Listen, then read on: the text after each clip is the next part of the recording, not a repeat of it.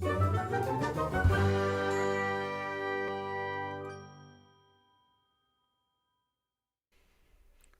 everybody. Fatbird Finds here. I'm Mary Beth. And I'm Laura. Laura, it's the last episode. This is it. I'm kind of sad. Are you? I'm nervous. I'm nervous for everybody involved, and I'm a little sad that it's about to be over. Oh, are you?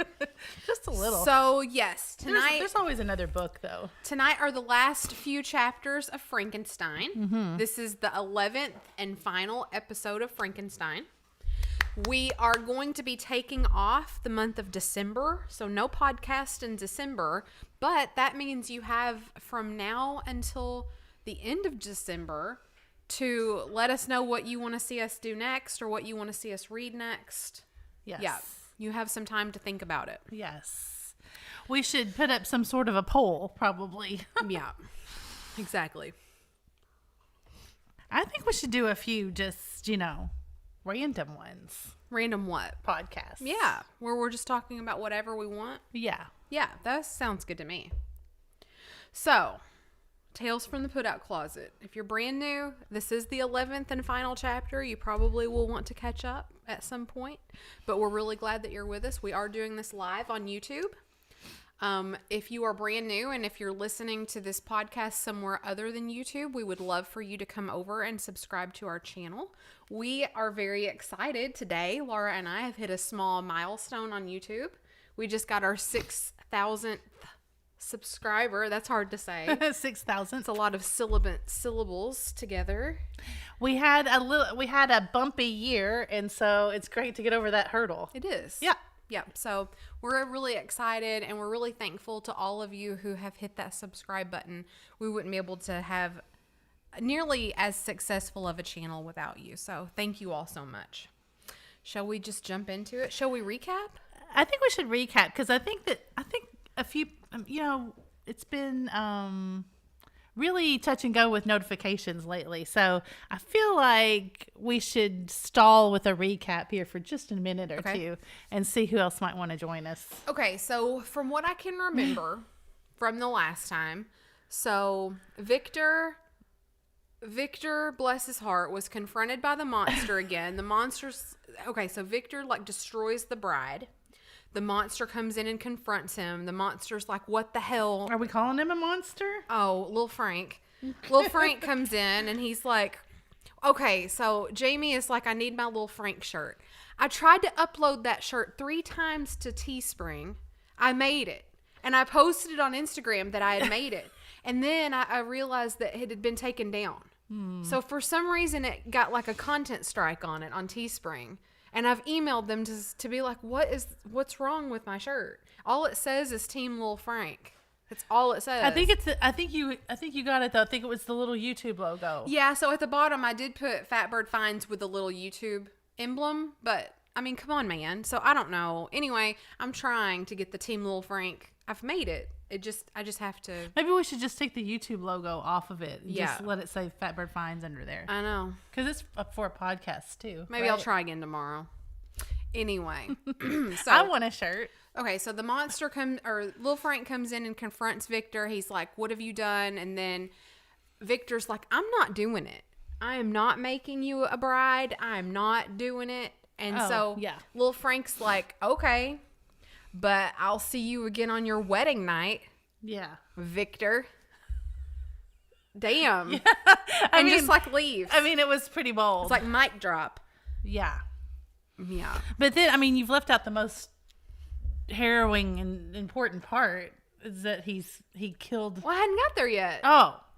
So yeah, then Victor. This was a recap. So spoiler alert. Yeah. If you're not caught up and you want to be, this is a major spoiler coming. Yeah. Yeah. So here we go into it. So anyway, then Victor goes out with his body parts in a basket or something and goes out in this boat and submerges it. Yes. Then he's like, oh, I feel better. I think I'll take a nap. And so then he just lays down in his little boat and then he goes out to sea. He thinks he's going to die. And then he gets shipwrecked or something. Where is he? In Ireland or Scotland or something? I think so. And so the people... Scotland, I think. So the people there are like, you're a murderer. And so lo and behold, while he was out there on that boat, little Frank went and found Henry and murdered Henry. Yeah. And Victor, And it's a surprise when Victor walks in and sees who it is. Yeah. It's a surprise to the reader as well. So Victor has like been in another state. He's been in a state like this whole book. Oh, yeah, he went into some sort of for a long time. he went into some sort of coma. Yeah. So he's been in like some fever dream for a long time, and he's just anyway. So I think his dad came to get him, and I think they're going back to Geneva. Yes. He's going back to Elizabeth. Yeah, mm-hmm. I think that's where we left off. I think that's how we ended it. Yeah. So fasten your seatbelts, folks. We're about to end this show here. Yes. Also, this is going to be with Victor and this is going to be a longer episode than usual. So last week I said I think there's 2 podcasts left, like 2 more read throughs like we have been doing. I was like, do you want us to do it 2 more times, or do you want us to like finish like with a big episode? And everybody voted for the big one. So this is likely to take 2 hours, maybe a little longer. And if you're just joining us, the other thing that you need to know, it's fun, is if they say countenance or benevolence, you have to drink. Yeah. Even if you're just drinking water like I am, you have to have a drink. So anyway, I'll start, Laura. Shall we begin? Joanne guessed last week that it was going to be Henry. Somebody was like, no spoilers tonight. And she's like, I just guessed, honest. No, I had no idea that was going to happen. Did you just say that you were starting? If that's okay. Sure. All right, here we go. Chapter XXII. I believe that's 22. It is. Thank you. You're getting good at that. Gosh, we've already got bots. Good grief. What did you say? I don't know. XX22? You said double X. Okay, here we go. The voyage came to an end. We landed and proceeded to Paris. I soon found that I had overtaxed my strength and that I must repose before I continue my journey. Of course. My father's care and attentions were indefatigable, but he did not know the origin of my sufferings, and sought erroneous methods to remedy the incurable ill. He wished me to seek amusement in society. I abhorred the face of man. Oh, not abhorred. They were my brethren, my fellow beings, and I felt attracted to even the most repulsive among them. As to creatures of angelic nature and celestial mechanism. But I felt that I had no right to share their intercourse. I had unchained an enemy among them, whose joy it was to shed their blood and to revel in their groans. How they would, each and all, abhor me and hunt me from the world, did they know my unhallowed acts and the crimes in which... And the crimes which had their source in me. Well, he's probably right about that. Yeah, true. My father yielded. What? I disagree. Oh. That's just totally biased thinking there that little Frank is a danger to the rest of the world. Little Frank only hates Victor. True. And only kills to hurt Victor. True. That's true. He's no threat to anyone else. We don't know that he's killed anybody else, do we? No. Except the brother, No. Justine, and now Henry. It's all about Revenge. Yeah, I agree. Hi, Laura. My father yielded at length to my desire to avoid society and strove by various arguments to banish my despair.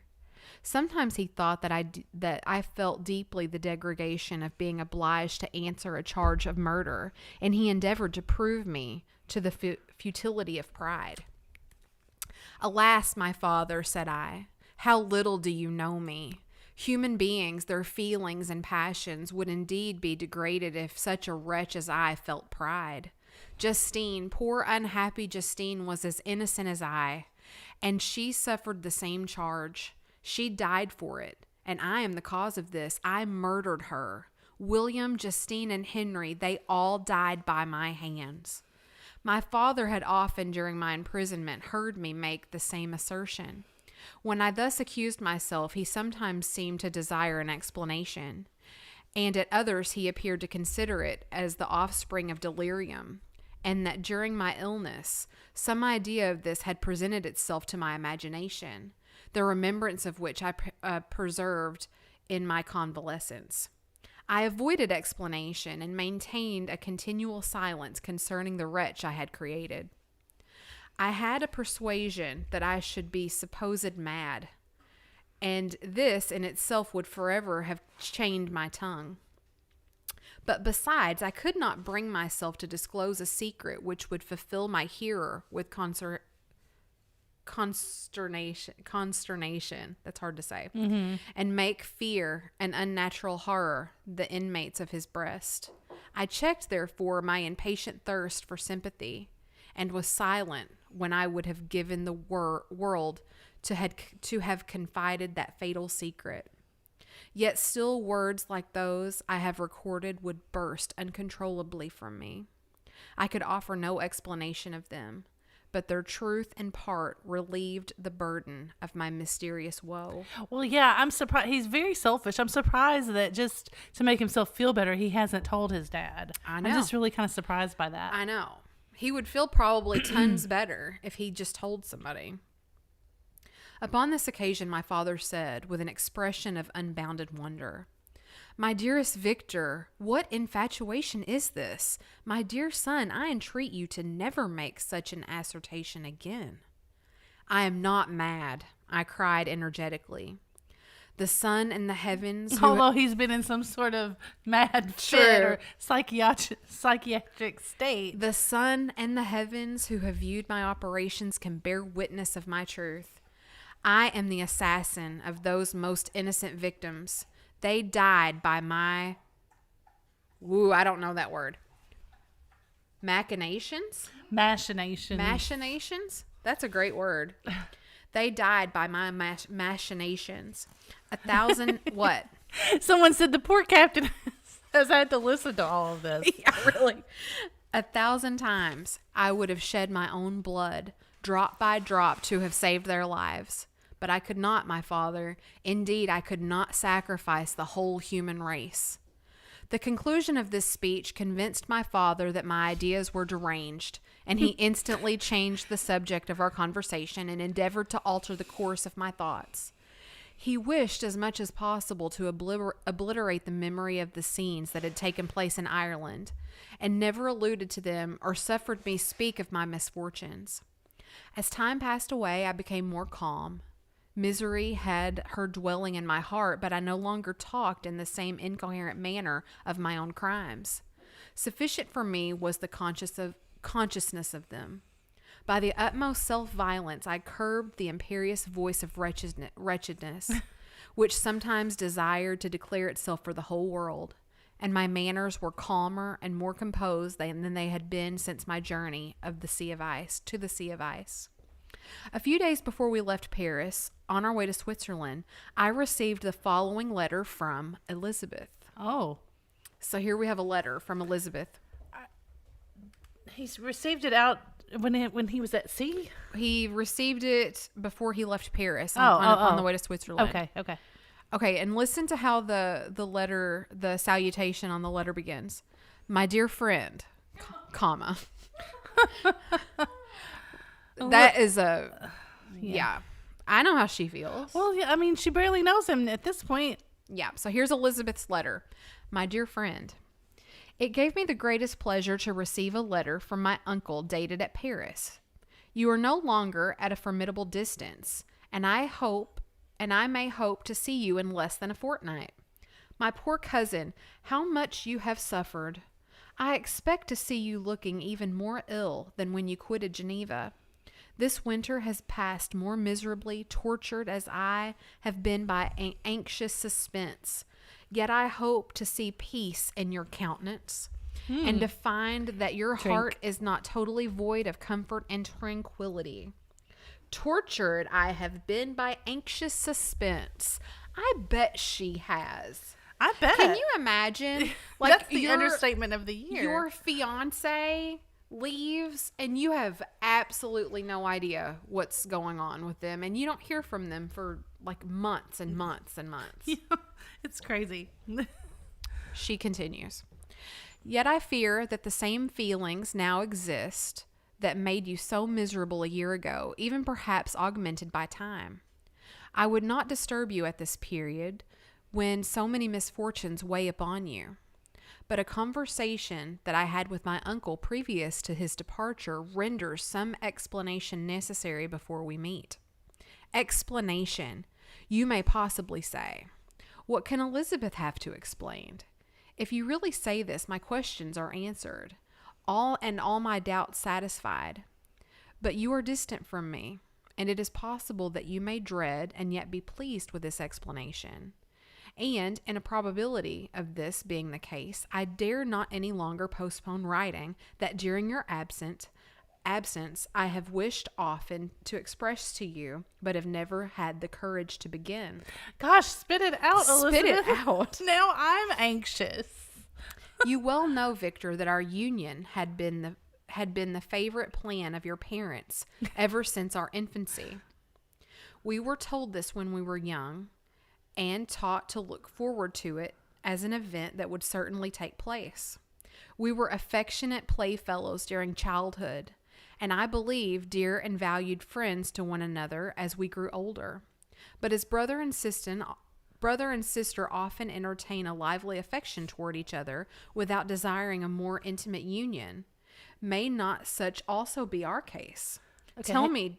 Can you pause for just a second? Our dear friend Carrie has just joined us and accidentally has slipped through the beginning. So I was just going to catch her up for a second, at least enough just to tell her that briefly Victor is on his way back to Switzerland. They've stopped in Paris, he and his father, and he has received this letter from Elizabeth.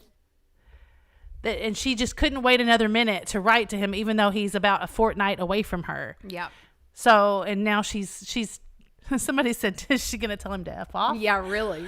But, so we're on pins and needles. We're anxiously awaiting for Elizabeth to spit it out and tell us what she's going to say here. I'm going to start that sentence over. Okay, I'm sorry.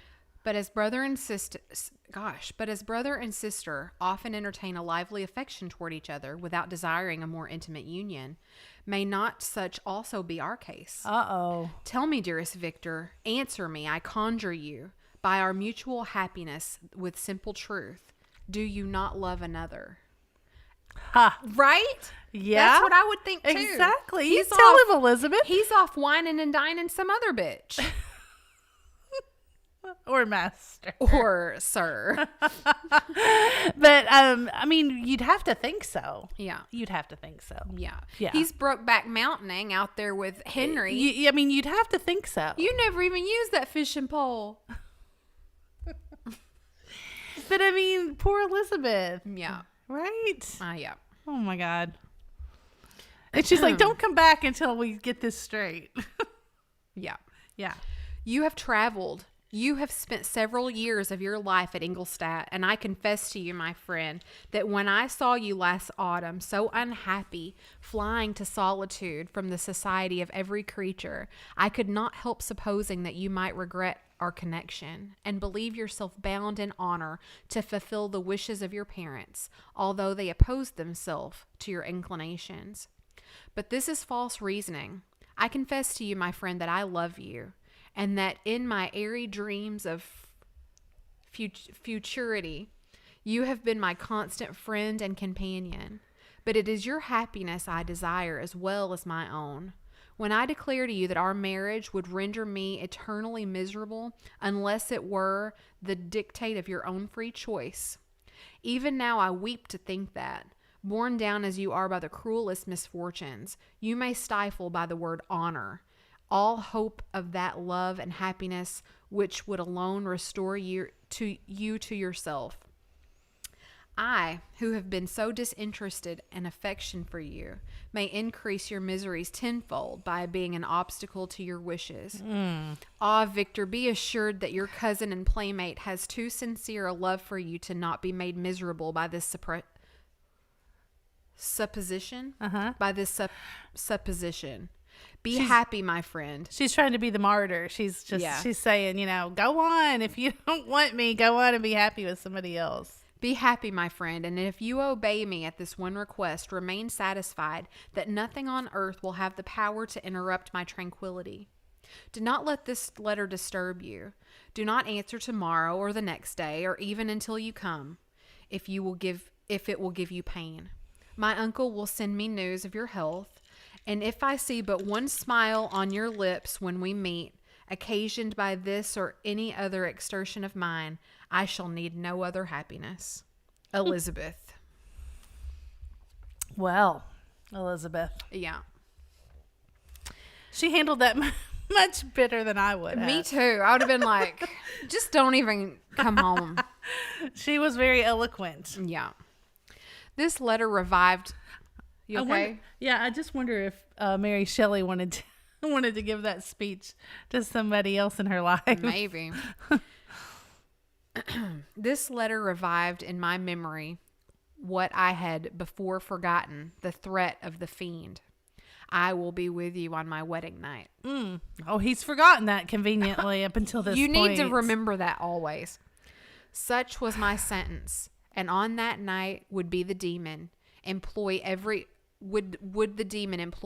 art to destroy me and tear me from the glimpse of happiness which promised partly to console my sufferings. On that night, he had determined to consummate his crimes by my death.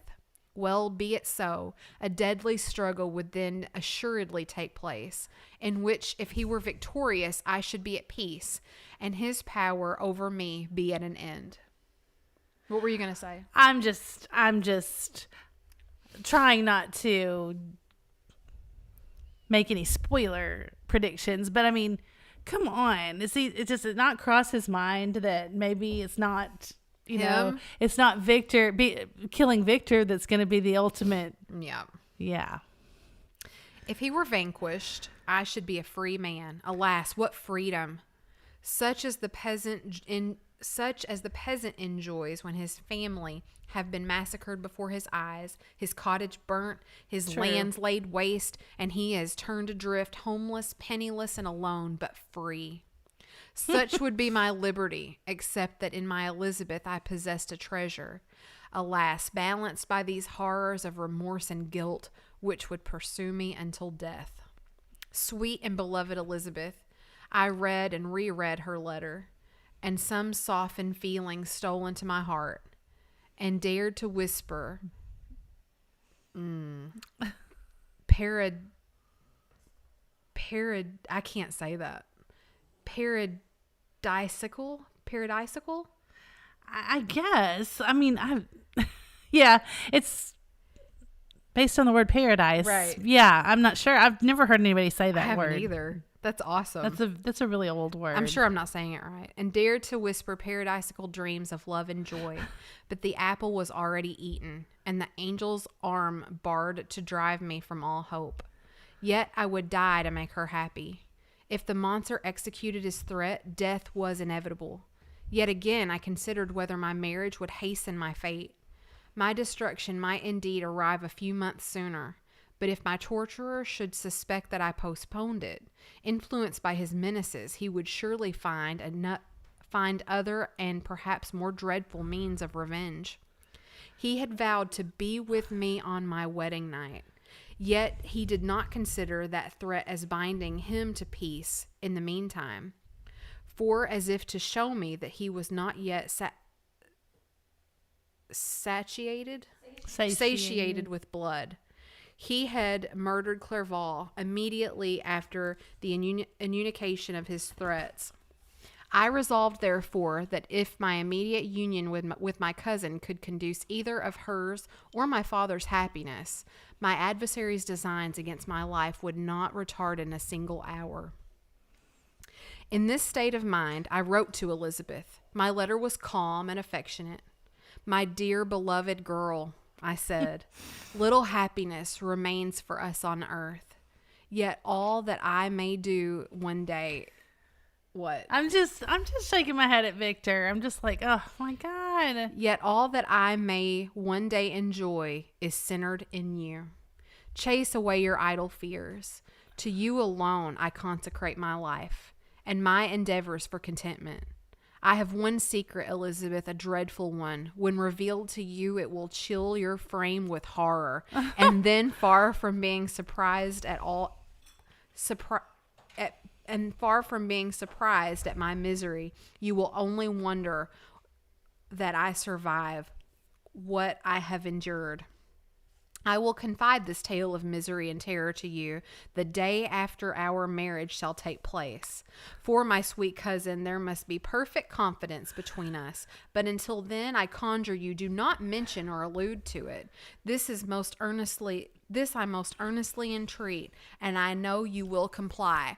So, dearest, beautiful Elizabeth, I love you so, and you make me happy.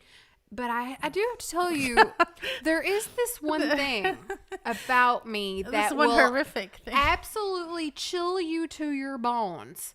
You are likely to just like faint and run over and like fall over in some sort of fit. But don't talk about it. I don't want to talk about it yet. I'll tell you after we're married. The day after you marry me. Yeah. No. We'll get that all straightened out. Absolutely not. We'll get that all straightened out. Can you imagine the next day? Can you imagine getting that letter and being like, okay, I won't mention it. I can't. He'll tell me. He'll tell me after we're married. I can't imagine. I mean, I don't know where his head is.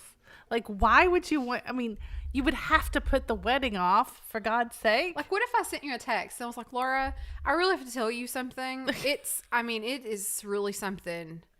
It's gonna absolutely knock your socks off, but I can't tell you for 6 months. Oh my God.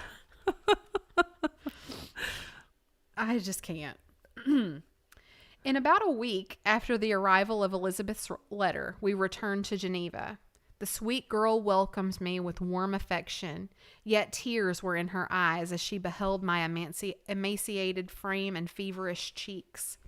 I saw a change in her also. She was thinner. She had lost much of that heavenly vivacity.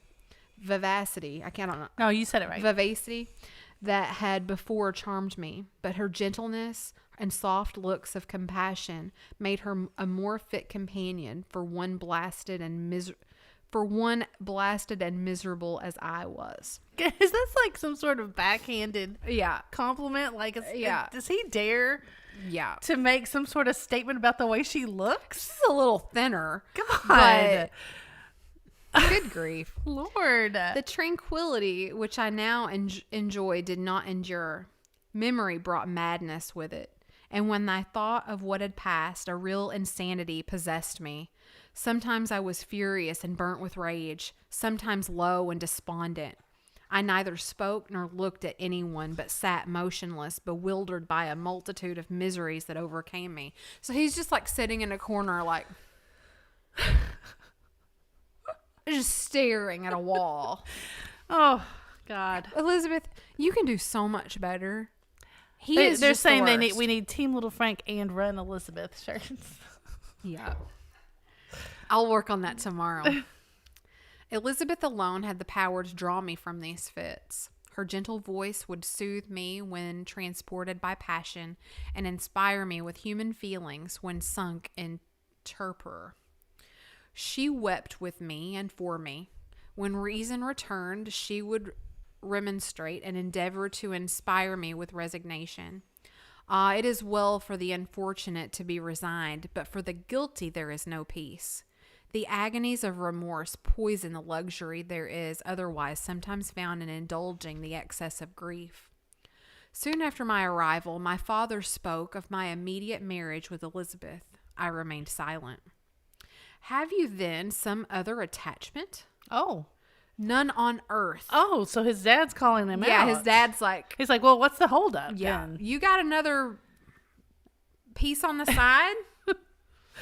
None on earth. I love Elizabeth and look forward to our union with delight. Let the day before be fixed, and on it I will consecrate myself in life or death to the happiness of my cousin. And then his dad says, my dear Victor, do not speak thus. Heavy misfortunes have befallen us. But let us only cling closer to what remains and transfer our love for those whom we have lost to those who yet live. Our circle will be small, but bound close by the ties of affection and mutual misfortune. And when time shall have softened your despair, new and dear objects of care will be born to replace those of whom we have been so cruelly deprived. So he's like, it might seem bad now, but once you get married and have some kids, you'll learn to be joyful again. Yeah. That's his dad? Yeah. His dad's very idyllic. Yeah. Yeah. Such were the lessons of my father. But to me, the remembrance of the threat returned, nor can you wonder that, in omnipotent as the fiend had yet been in his deeds of blood, I should almost regard him as invincible.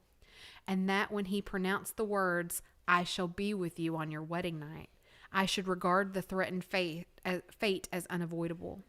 But death was no evil to me, if the loss of Elizabeth were balanced with it. And I, therefore, with a contented and even cheerful countenance, agreed with my father that if my cousin would consent, the ceremony should take place in 10 days, and thus put, as I imagined, the seal to my fate. Great God, if for one instant I had thought what might be the hellish intention of my fiendish adversary, I would rather have banished myself forever from my native country and wandered a friendless outcast over the earth than have consented this miserable marriage. Dun, dun, dun. But as if possessed by magic powers, the monster had blinded me into his real intentions. And when I thought that I had prepared only my own death, I hastened that of a far dearer victim. Yikes. So, yeah. Oh, that's not the end? No. That feels like the end of the chapter. Yeah, no. To me. I'm almost done. Okay. As the period fixed for our marriage drew nearer, whether from cowardice or a prophetic feeling, I felt my heart sink within me. But I concealed my feelings by an appearance of hilarity that brought smiles and joy to the countenance of my father, but hardly deceived the ever watchful and nicer eye of Elizabeth. She looked forward to our union with placid contentment, not unmingled with a little fear, which past misfortunes had impressed. Now what now appeared certain and tangible happiness might soon dissipate into an airy dream and leave no trace but deep and everlasting regret. Sorry, my mouth is dry. Preparations were made for the event. Congratulatory visits were received, and all wore a smiling appearance. I shut up as well as I could in my own heart the anxiety that preyed there, and entered with seeming earnestness into the plans of my father, although they might only serve as decorations of my tragedy. Through my father's exertions, a part of the inheritance of Elizabeth had been restored to her by the Austrian government. A small possession... Oh, yeah. Remember, she was, adopted, you know. A small possession on the shores of Como belonged to her. It was agreed that immediately after our union, we should proceed to Villa Lavenza and spend our first days of happiness beside the beautiful lake near which it stood. In the meantime, I took every precaution to defend my person, in the case the fiend should openly attack me. Oh, God. I carried pistols and a dagger constantly about me, and I was ever on the watch to prevent artifice, and by these means gained a greater degree of tranquility.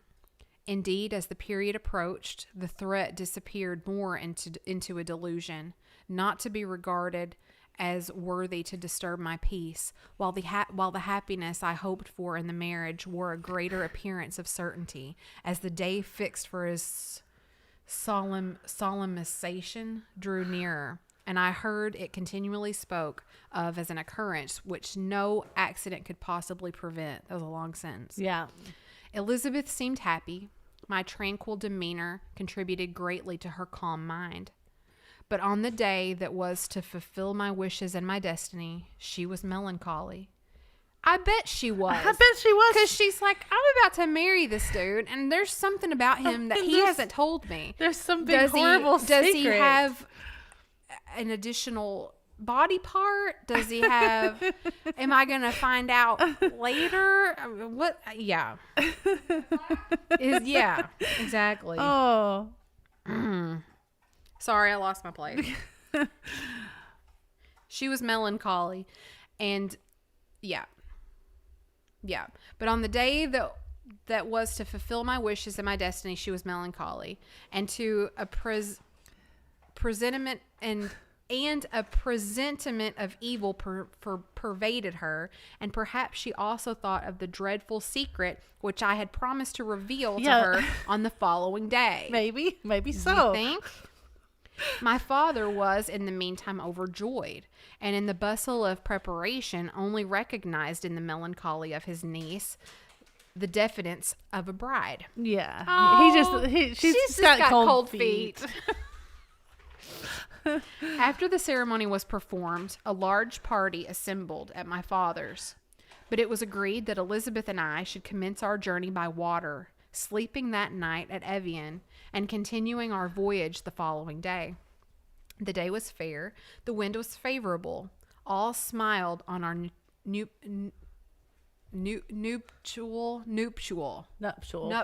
I can't say some words. Nuptial embarkation. Yeah. I mean, they're just so fancy. It's just such a fancy way to say all of that. Those were the last moments of my life during which I enjoyed the feeling of happiness. Oh, yeah, I bet. We passed rapidly along. So they're not married yet. They've embarked. Nuptial means to get married. You know, they've embarked on this journey, and I guess they're going to get married when they get to this place. No, I think they've been married after the ceremony was performed. Oh, okay. I'm sorry. Prenuptial would be before. Yes, you're right. They're on their nuptial embarkation. Correct. Okay, I've got you. Those were the last. They just kind of skipped over the wedding. I guess. They did. Not that important. We've been looking forward to it for the whole book. That's not what's important here. Those were the last moments of my life during which I enjoyed the feeling of happiness. We passed rapidly along. The sun was hot, but we were sheltered from its rays by a kind of canopy while we enjoyed the beauty of the scene. Sometimes on one side of the lake where we saw Mount Saleve, the pleasant banks of Montalegre, and at a distance surmounting all, the beautiful Mont Blanc, and the assemblage of snowy mountains in the vain endeavor to emulate her. Sometimes coasting the opposite banks, we saw the mighty Jura opposing its dark side to the ambition that would quit its native country, and an almost insurmountable barrier to the invader who should wish to enslave it. I took the hand of Elizabeth. You are sorrowful, my love. Ah, if you knew what I have suffered, and what I may yet endure, you would endeavor to let me taste the quiet and freedom from despair that this day at least permits me to enjoy. Oh my God. What a dick. I know. He's like yelling at her that she's spoiling his his one moment of peace and happiness. He's like, I really want to enjoy this quietly and not have to look at your pussy face.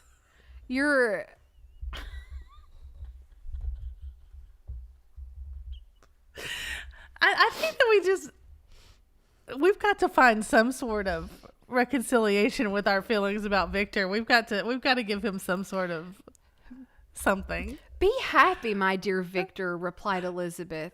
There is, I hope, nothing to distress you. And be assured that if a lively joy is not painted in my face, my heart is contented. Something whispers to me to depend too much on the prospect that is open before us, but I will not listen to such a sinister voice. Observe how fast we are moving along, how the clouds, which sometimes obscure and sometimes rise above the dome of Mont Blanc, render this scene of beauty is still more interesting. Look also at the innumerable fish that are swimming in the clear waters, where we can distinguish every pebble that lies at the bottom. What a divine day! How happy and serene all nature appears. Oh, she's so happy. Oh, has she turned around? She's turned around and trying to get happy. She's trying to be like, She's trying to give him a little. yeah, she's trying to assure him. Like I think she's like really distressed, but she's trying to be positive. Thus Elizabeth endeavored to divert her thoughts and mind from all reflection upon melancholy subjects. But her temper was fluctuating. Joy for a few instants shone in her eyes, but it continually gave place to distraction and reverie. The sun sank lower in the heavens. We passed the river Drance and observed its path through the chasms of the higher and the glens of the lower hills. The Alps here come closer to the lake, and we approach the amphitheater of mountains which forms its eastern boundary. It's a beautiful scene. Oh, yeah. The spire of Evian shone under the woods that surrounded it, and the range of mountain above mountain by which it was overhung. The wind, which had hitherto carried us along with amazing rapidity, sunk at sunset to a light breeze. The soft air just ruffled the water and caused a pleasant motion among the trees as we approached the shore, from which it wafted the most delightful scent of flowers and hay. The sun sunk beneath the horizon as we landed, and as I touched the shore, I felt those cares and fears revive, which soon were to clasp me and cling to me forever. Oh. End of chapter. Now it's Laura's turn for chapter XXI, which is chapter 23. Does anybody have any thoughts here as we pause about this? No. He's married her. He's boated her to this lovely place. Yeah, I mean, beautiful, but I mean, it's kind of ironic, right? Like, would you really want to go out into the middle of the mountains by some isolated lake? Why didn't he hire like a security team?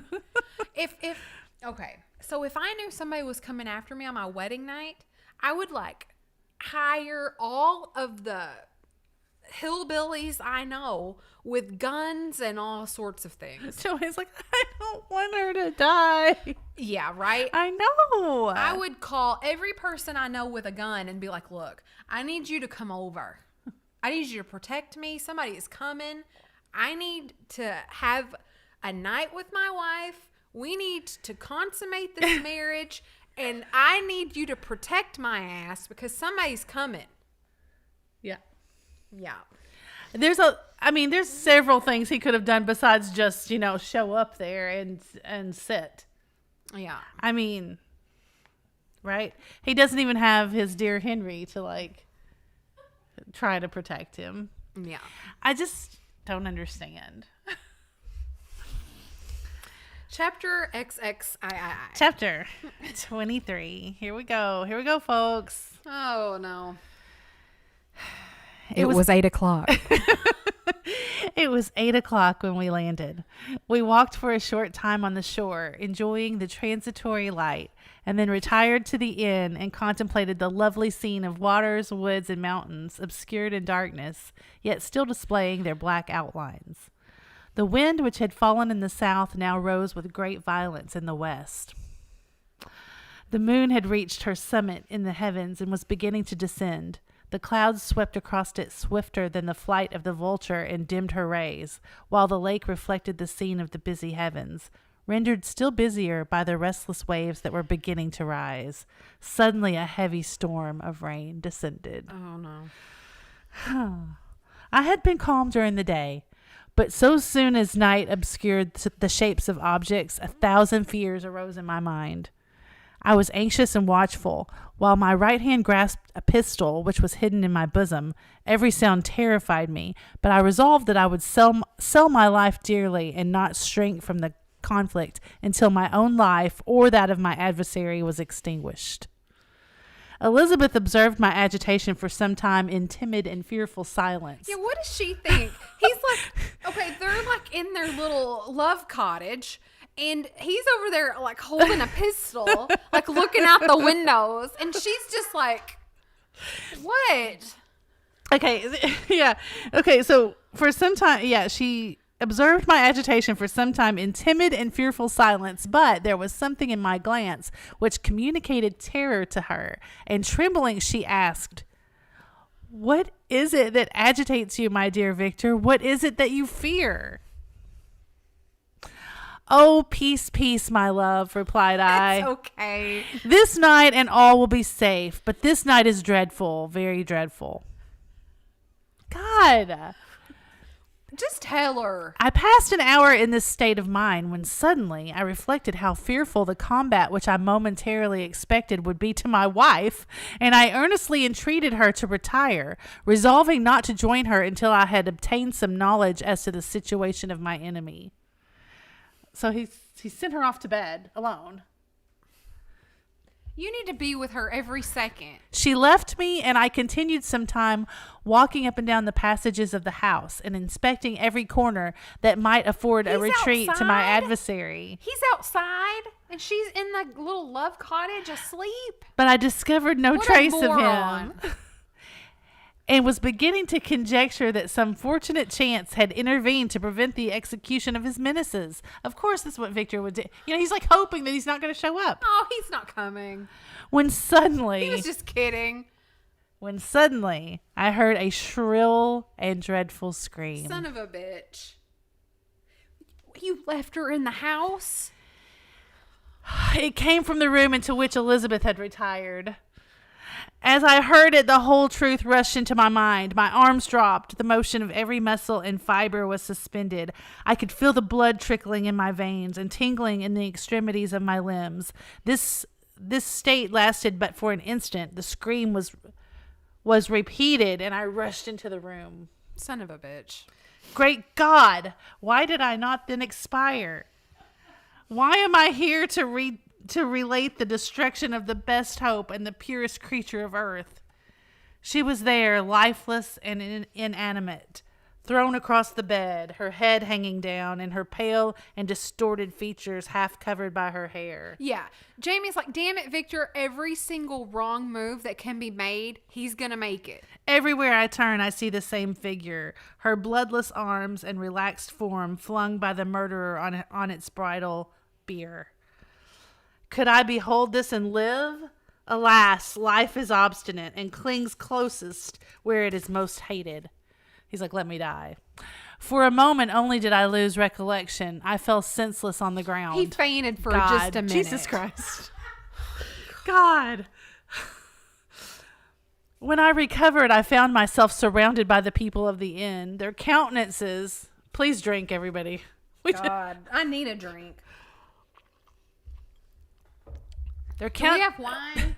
Their countenances expressed a breathless terror, but the horror of others appeared only as a mockery, a shadow of the feelings that oppressed me. Hey, Beth, welcome. Glad you're here. You're just in time. Yeah. I escaped from them to the room where lay the body of Elizabeth, my love, my wife, so lately living, so dear, so worthy. She had been moved from the posture in which I had first beheld her, and now, as she lay, her head upon her arm, and a handkerchief thrown across her face and neck, I might have supposed her asleep.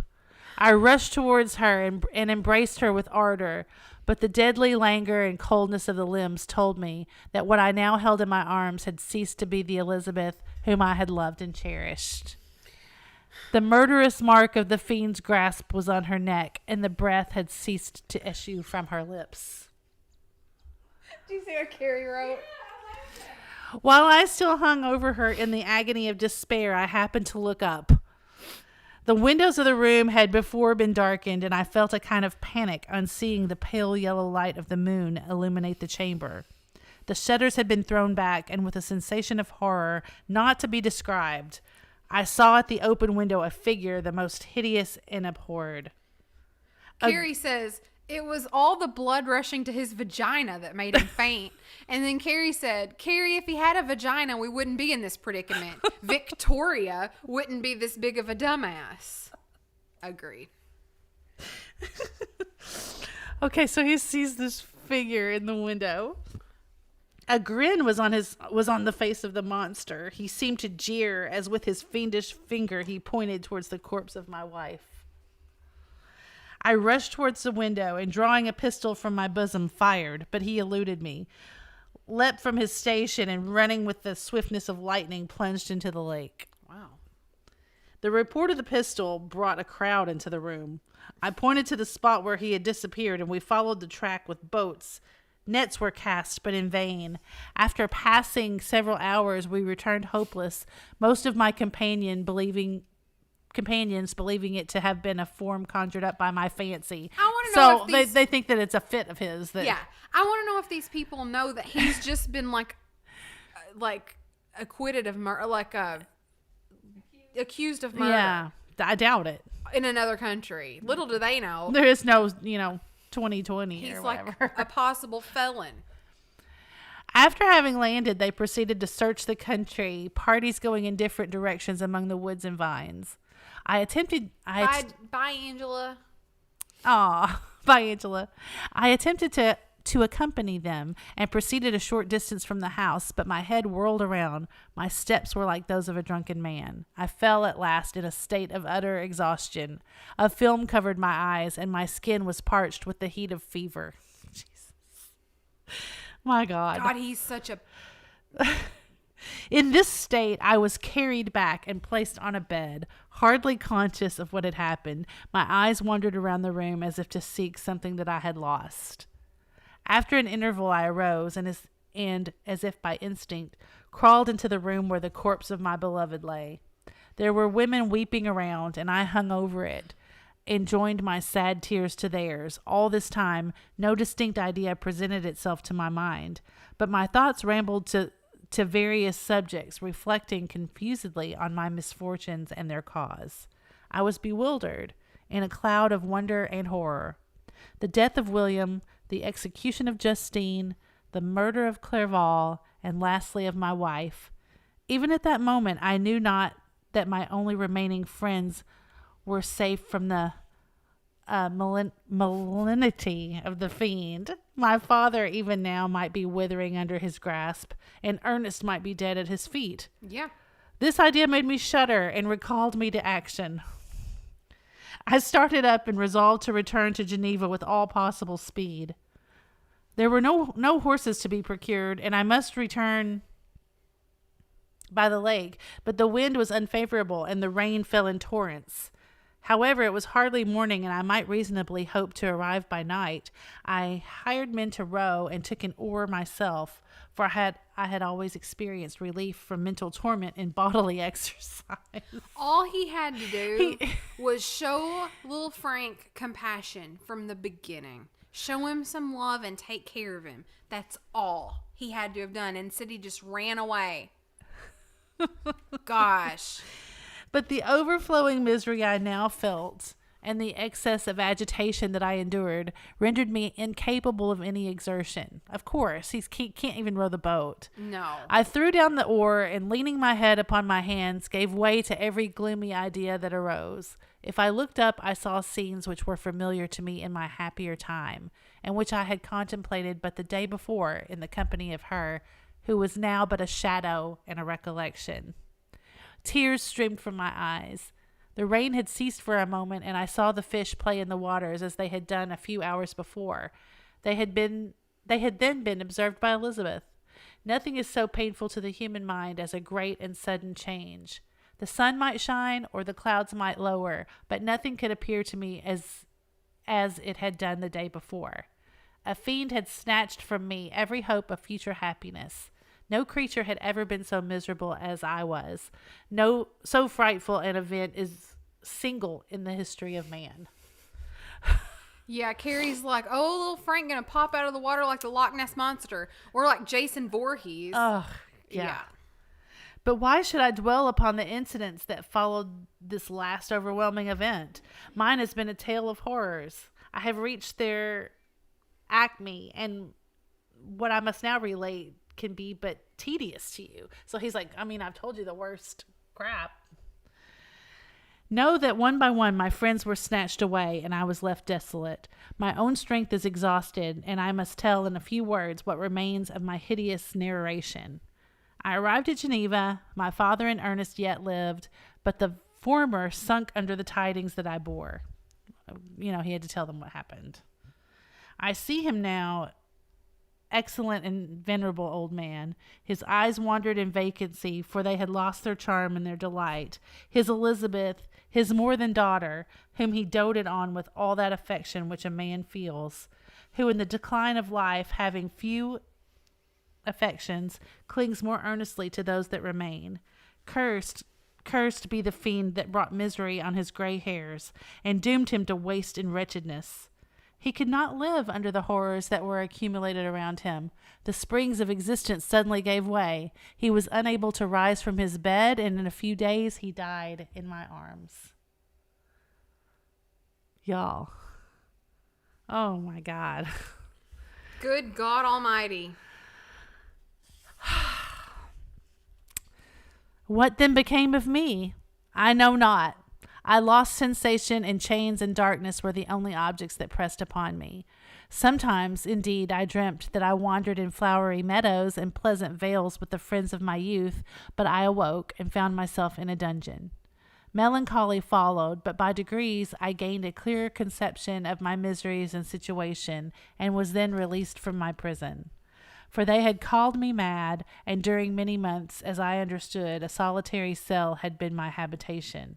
So the dad just died because he was old, right? Well, he died. Little Frank didn't do that. Right. He died, though, of a broken heart of all this. Right. All this death. But now we still have Ernest, right? Yeah. Okay. Liberty, however, had been a useless gift to me had I not, as I awakened to reason, at the same time awakened to revenge. As the memory of past misfortunes pressed upon me, I began to reflect on their cause, the monster whom I had created, the miserable demon whom I had sent abroad into the world for my destruction. I was possessed by a maddening rage when I thought of him, and desired and ardently prayed that I might have him within my grasp to wreak a great and signal revenge on his cursed head. Nor did my hate long confine itself to useless... Ernest is the little brother, is another brother, right? Yeah, there were two little brothers. One Yeah. of them died, and then there's Ernest is the other one. Yeah. Nor did my hate have long confined itself to useless wishes. I began to reflect on the best means of securing him, and for this purpose, about a month after my release, I repaired to a criminal judge in town and told him that I had an accusation to make, that I knew the destroyer of my family, and that I required him to exert his whole authority for the apprehension of the murderer. So again, he's been in some sort of psychiatric fit, and they've put him in a dungeon somewhere. I feel like now he's been released. He's gone to demand that they arrest the monster. If anybody ever reads this in the future, your drinking game should be drink when that we say countenance, benevolence, or when Victor has a fever. You're going to be drunk off your ass. Mike says, should I cry for him? Maybe. Oh, okay. The magistrate listened to me with attention and kindness. Be assured, sir, said he, no pains or exertions on my part shall be spared to discover that villain. I thank you, replied I. Listen, therefore, to the deposition that I have to make. It is indeed a tale so strange that I should fear you would not credit it were there not something in truth which, however wonderful, forces conviction. The story is too connected to be mistaken for a dream, and I have no motive for falsehoods. My manner, as I thus addressed him, was impressive but calm. I had formed in my own heart a resolution to pursue my destroyer to death, and this purpose quieted my agony, and for an interval reconciled me to life. I now related my history, briefly but with firmness and precision, marking the dates with accuracy and never deviating into invective or exclamation. The magistrate appeared at first perfectly incredulous, but as I continued, he became more attentive and interested. I saw him sometimes shudder with horror. At others, a lively surprise, unmingled with disbelief, was painted on his countenance. Which I had... Oh, you're really drinking. You might actually get drunk. Let's see. Yeah, I mean, I'm like into this ending. I need a drink for that. When I had concluded my narration, I said, "This is the being whom I accuse, and for whose seizure and punishment I call upon you to exert your whole power. It is your duty as a magistrate, and I believe and hope that your feelings as a man will not revolt from the execution of those functions on this occasion." This address caused a considerable change in the physiognomy of my own auditor. He had heard my story with that half kind of belief that is given to a tale of spirits and supernatural events, but when he was called upon to act officially in consequence, the whole tide of his incredulity returned. He, however, answered mildly, "I would willingly afford you every aid in your pursuit, but the creature of whom you speak appears to have powers which would put all my exertions to defiance. Who can follow an animal which can traverse the sea of ice and inhabit caves and dens where no man would venture to intrude?" Did Victor tell him the whole story? Yes. Okay. Everything. Okay. So now he's kind of placating Victor. He's like, this guy's crazy, like off his rocker. Like, Yeah. yeah. This is too little too late, sir. You should have told a lot of people before this. Carrie's like, why does she have to use SAT words? I mean, Amen. whew. I'm not a good reader. It's hard for me. Besides some months, well, she's showing off Carrie. She was writing this story for this to beat all these men that she was, shacked up with. And she did. Besides, some months have elapsed since the commission of his crimes, and no one can conjecture to what place he has wandered or what region he may now inhabit. In other words, he could be anywhere. Duh. I do not doubt that he hovers near the spot which I inhabit. And if he has indeed taken refuge in the Alps, he may be hunted like the chamois and destroyed as a beast of prey. But I perceive your thoughts. You do not credit my narrative and do not intend to pursue my enemy with the punishment which is his desert. So he's like, yeah, I can see that. You think that I'm crazy. As I spoke, rage sparkled in my eyes. The magistrate was intimidated. "You are mistaken," said he. "I will exert myself, and if it is in my power to seize the monster, be assured that he shall suffer punishment proportionate to his crimes.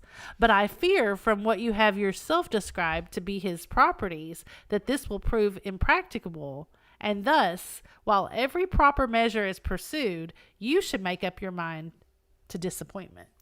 Plot twist. Maybe Victor is crazy and just a murderer, and his whole story is about a figment of his imagination. Oh. And he's really the one who has killed everybody. Also a better book. It's like a Dr. Jekyll and Mr. Hyde situation. It's his alter ego. You and Carrie both have excellent ideas for better books. There you go. Yeah. That was Jamie's, right? Yeah. Yeah. "That cannot be, but all that I can say will be of little avail. My revenge is of no moment to you, yet while I allow it to be a vice, I confess that it is the devouring and only passion of my soul. My rage is unspeakable when I reflect that the murderer whom I have turned loose upon society still exists. You refuse my just demand. I have but one resource, and I devote myself either in my life or death to its destruction." Maybe that's why the creature never is given a name, because it's really Victor. I trembled with excess of agitation as I said this, except that we have that whole side story of him in the True. countryside. But, Yeah. I mean, Elizabeth did say, "You're always out traveling. I never see you. I never know who you are." Maybe he was just out in the woods. I trembled with excess of agitation as I said this. There was a frenzy in my manner, and something, I doubt not, of that haughty fierceness which the martyrs of old are said to have possessed. But to a Genevan magistrate, whose mind was occupied by far other ideas than those of devotion and heroism, this elevation of mind had much the appearance of madness. He endeavored to soothe me as a nurse does a child, and reverted to my take as the effects of delirium. "Man," I cried, "how ignorant art thou in thy pride of wisdom! Cease, you know not what it is you say." I broke from the house, angry and disturbed, and retired to meditate on some other mode of action. End of chapter. Well, End scene. I would think he was nuts so too. If somebody came up to me and was like, look, I did this thing several years ago where I had some electric eels and I made this person out of dead body parts. Yeah. And it was a lightning storm. It was a whole thing. And I made this man and he's murdered my whole family. It's funny. I don't know how You would be locked up. I wonder how I guess we could talk about this after the book, but I just wonder how over the ages it's become this story about a mad scientist in some laboratory when it's not really even hardly touched on in the book. True. You It's a great know, any of question. that. It's more, way more of a character study of Joanne says he needs to find a boat to lay in. Oh, that's great. Chapter XXIV. 24. Well, now what could happen? I know. What else could there be? I mean, well, he's got to find him again, I guess. I don't know. Chapter 24. My present situation was one in which all voluntary thought was swallowed up and lost. I was hurried away by fury. Revenge alone endowed me with the strength and composure. It molded my feelings and allowed me to be calculating and calm at periods when otherwise delirium or death would have been my portion. My first resolution was to quit Geneva forever. My country which, when I was happy and Poor beloved... Ernest. My country which, when I was happy and beloved, was dear to me, now, in my adversity, became hateful. I provided myself with a sum of money, together with a few jewels that had belonged to my mother, and departed. Great. Yeah. Well, Ernest is better off. Yeah. If I had to quit my country, I wouldn't have any jewels. Well, you know, he lives in some big castle. You know, they've got all this. Yeah. Yeah, What would I take? they've all It's got like all my this swan wealth. basis. And now my wanderings began, which are to cease but with life. I have traversed a vast portion of the earth and have endured all the hardships which travelers in deserts and barbarous countries were wont to meet. How I have lived, I hardly know. Many times I have stretched my failing limbs upon the sandy plains and prayed for death, but revenge kept me alive. I dared not die and leave my adversary in being. When I quitted Geneva, my first labor was to gain some clue by which I might trace the steps of my fiendish enemy. But my plan was unsettled, and I wandered many hours round the confines of town, uncertain what path I should pursue. As night approached, I found myself at the entrance of the cemetery where William, Elizabeth, and my father reposed. I entered it and approached the tomb which marked their graves. Everything was silent except the leaves in the trees, which were gently agitated by the wind, and the night was nearly dark, and the scene would have been solemn and affecting even to an uninterested observer. The spirits of the departed seemed to flit around and cast a shadow, which was felt but not seen, around the head of the mourner. The deep grief which this scene had at first excited quickly gave way to rage and despair. They were dead, and I lived. Their murderer also lived, and to destroy him I must drag out my weary existence. I knelt on the grass and kissed the earth, and with quivering lips exclaimed, "By the sacred earth on which I kneel, by the shades that wander near me, by the deep and eternal grief that I feel, I swear, and by thee, O night, and the spirits that preside over thee, to pursue the demon who caused this misery until he or I perish in mortal conflict." Little Frank is probably smart enough to be staking out the cemetery, because that's what always happens, you know, in all the stories, and you know, all the times the victims are caught, or what is it? Yeah. They're caught For this- standing over the graves. For this purpose I will preserve my life. To execute this dear revenge, I will again behold the sun and tread the green herbage of earth, which otherwise should vanish from my eyes forever. And I call on you, spirits of the dead, and on you, wandering ministers of vengeance, to aid and conduct me in my work. Let the cursed and hellish monster drink deep of agony, and Ooh. let him feel despair. Let him feel the despair that now torments me. I had begun my adjuration. Huh? I had begun my adjuration with solemnity and an awe which almost assured me that the shades of my murdered friends heard and approved my devotion. But the furies possessed me as I concluded, and rage choked my utterance. I was answered through the stillness of night by a loud and fiendish laugh. Oh, I told you. It rang on my ears long and heavily. Oh, The mountains re-echoed it, and I felt as re-echoed. Isn't that like a, what is that? Like an oxymoron or something? well, Re-echoed? but you know, No, I they're in know. the Swiss Alps, so I everything know. like is extra. Like it doesn't just echo; it's like Re-echoes. yeah. Yeah.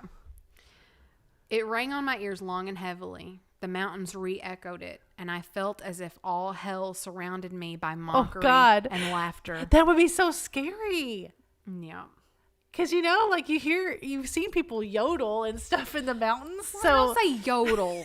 so like he's like laughing maniacally and fiendishly, this demon, Yeah. and it's echoing everywhere. Yikes! Yeah. Surely in that moment I should have been possessed by frenzy and Yeah. have destroyed my miserable existence.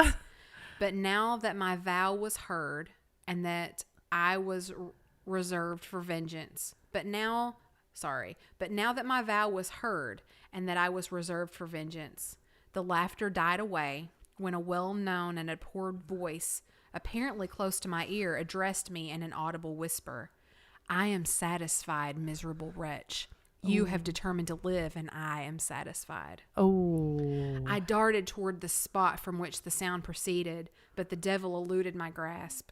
Suddenly, the broad disk of the moon arose and shone upon his ghastly and distorted shape, as he fled with more than mortal speed.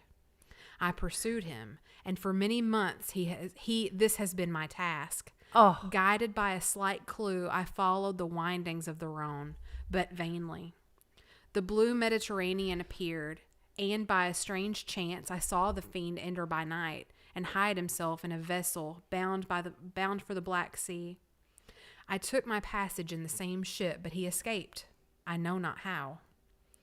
Amidst the wilds of Tartarian Russia, although he still evaded me, I have ever followed his track.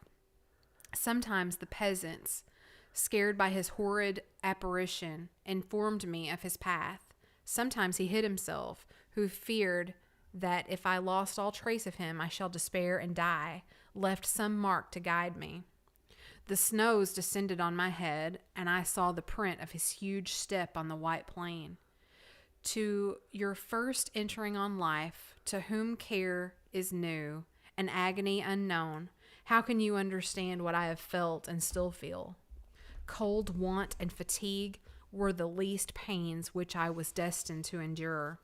I was cursed by some devil and carried about with me my eternal hell.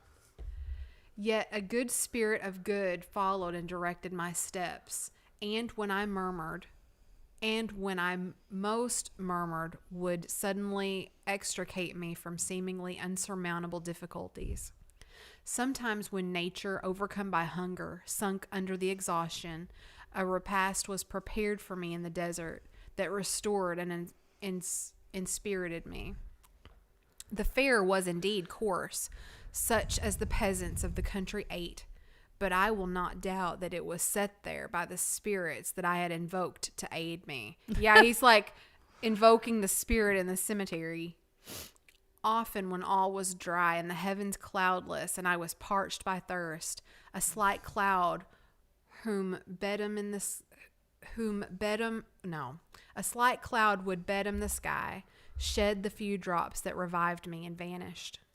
I followed when I could the courses of the rivers, but the demon generally avoided these, as it was here that the population of the country chiefly collected. In other places, human beings were seldom seen, and I generally subsisted on the wild animals that crossed my path. I had money with me and gained the friendship of the villagers by distributing it, or I brought with me some food that I had killed, which after taking a small part I always presented to those who had provided me with fire and utensils for cooking. My life as it passed thus was indeed hateful to me, and it was during sleep alone that I could taste joy. O blessed sleep, often when most miserable I sank to repose, and my dreams lulled me even to rapture. The spirits that guarded me had provided these moments, or rather hours, of happiness that I might retain strength to fulfill my pilgrimage. Deprived of this respite, I should have sunk under my hardships. During the day, I was sustained and inspirited by the hope of night, for in a sleep I saw my friends, my wife, and my beloved country. Again, I saw the benevolent countenance. Oh my gosh. That's a double drink. That I don't know is what a we do double about that. drink. Again, I saw the benevolent countenance of my father, heard the silver tones of my Elizabeth's voice, and beheld Clerval enjoying health and youth. Often, when wearied by a toilsome march, I persuaded myself that I was dreaming until night should come, and that I should then enjoy reality in the arms of my dearest friends. This is also anticlimactic. I mean, Yeah. What agonizing fondness did I feel for them? How did I cling to their dear forms, as sometimes they haunted even my waking hours, and persuade myself that they still lived? are we supposed to think that Victor could even do anything to kill him if he does find him? Yeah. I mean, he's a wuss. Yeah. At such moments, vengeance that burned within me died in my heart, and I pursued my path towards the destruction of the demon, more as a task enjoined by heaven, as the mechanical impulse of some power of which I was unconscious, than as the ardent desire of my soul. Yeah. Yep. We got one more chapter after this. You got the like action chapter, and Yeah. I've like got all these benevolent countenance chapters. Sorry. Carrie says, how old is Victor now? Because this book seems to have spanned decades. Absolutely. Well, I know, but I mean, I don't think so. I mean, I think he's probably like 30. Oh, he's got 25? that. He was in a fever dream for 40 years. No, really. I mean, he's like a young man. What his feelings were, whom I pursued, I cannot know. Sometimes, indeed, he left marks in writing on the barks of the trees, or cut in stone that guided me and instigated my fury. He's like toying with him. He's like, little Frank was here. That'd be a good shirt too. Yes. You know, like carve it in It's the like thing. a tree, and it says little Frank was here. That's great. Yeah, don't let me forget that. Or like a rock, little Frank was here. Uh-huh. Don't let me forget that. That's great. And anyway, here's what the writing said. My reign is not yet over. These words were legible in one of these inscriptions. You live, and my power is complete. Follow me. I seek the everlasting ices of the north, where you will feel the misery of cold and frost, to which I am impassive. You will find near this place, if you follow not too tardily, a dead hare. Eat and be refreshed. Come on, my enemy. We have yet to wrestle for our lives. But many hard and miserable hours you must endure until that period shall arrive. So he's like, I'm going to leave you some food. Eat and be refreshed. Come on. Chase me. Yeah, he's making him chase him. Yeah. It's a game. He's torturing him. Oh, it's fantastic. Yeah.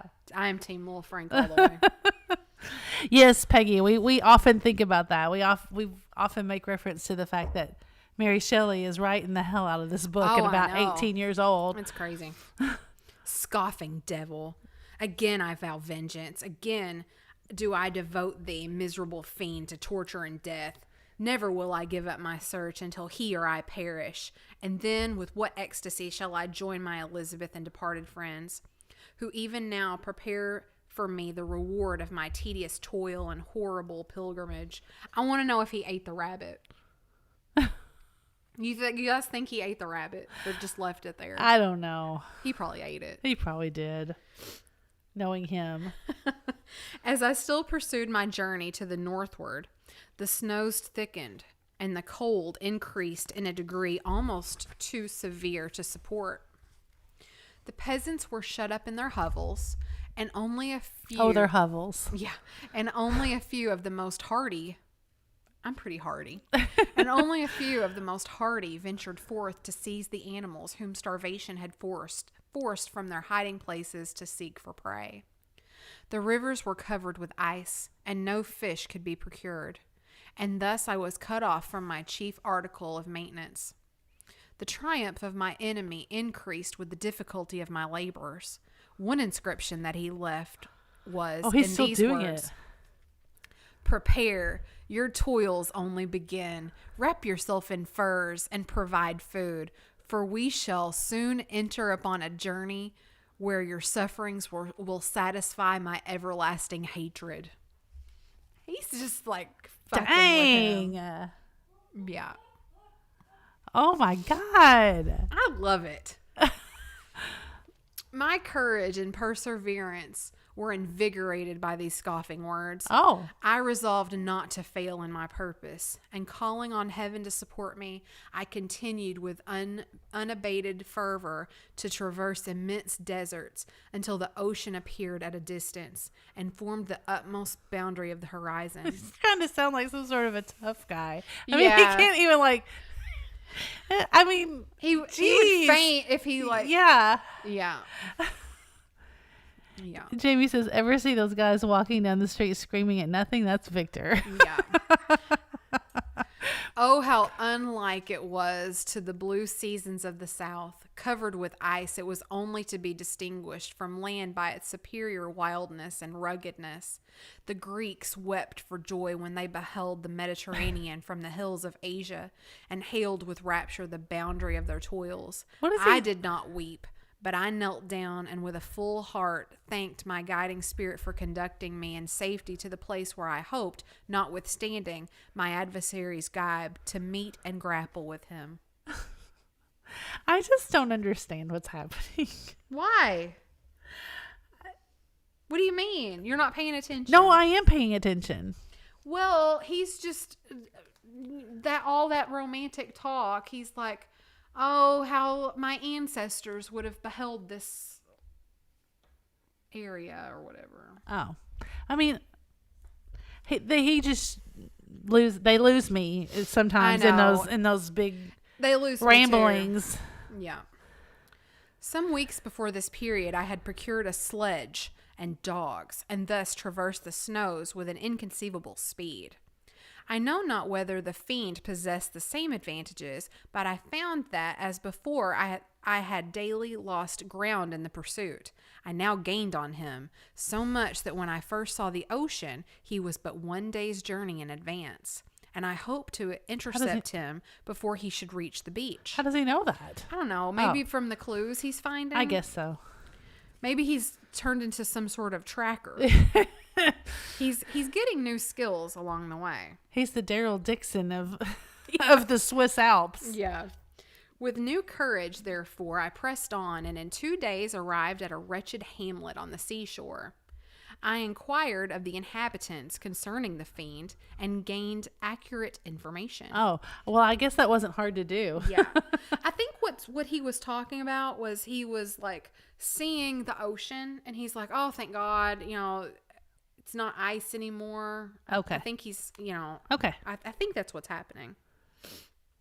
Okay, so the inhabitants have some information. Mm-hmm. A gigantic monster, they said, had arrived the night before, armed with a gun and many pistols, putting to flight the inhabitants of a solitary cottage through fear of his terrific appearance. So he's armed, man. He's holed up. Yeah. Armed and holed up He somewhere. is holed up with an arsenal. Oh, I don't see guns being his thing. MO. No, but I guess he figures what the heck. Yeah. Guns blazing. Yeah. Little Frank. Yeah.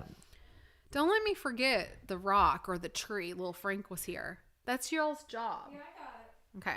Thrift or not, hoarder, where is little Frank leading him? A specific place? Yeah, I don't know. I don't know. Okay. He had carried off their store of winter food and placing it on a sledge to draw, which he had seized on a numerous drove of trained dogs, he had harnessed them at the same night to the joy of the horror-struck villagers, and pursued his journey across the sea in a reflection that led to no land, and they conjectured that he must speedily be destroyed by the breaking of ice or frozen by the eternal frost. Oh. So they're like, he's either dropped in the water or he's dead out there and frozen. Yeah, he's not making it. This Yeah. is their conjecture, right? Right. They're like, there's no way. He can't have made it across that. Right. On hearing this information, I suffered a temporary access of despair. Of course Temporary? you did. God. He had escaped me, and I must commence a destructive and almost endless journey across the mountainous ices of the ocean, amidst cold that few of the inhabitants could long endure, and which I, the native of a genial and sunny climate, could not hope to survive. Yet at the idea the fiend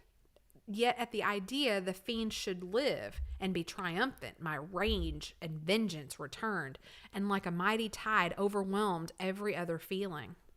After a slight repose, during which the spirits of the dead hovered round and his instigated me repose. to my toil and revenge, I prepared for my journey. So yeah, he's got his little spirits floating around his head, and he's like, I feel better. I exchanged my land sledge for one fashioned for inequalities of the frozen ocean, and purchased a plentiful stock of provisions, and I departed from land. So here he goes. Oh, here he goes. Here he goes. It's not looking good.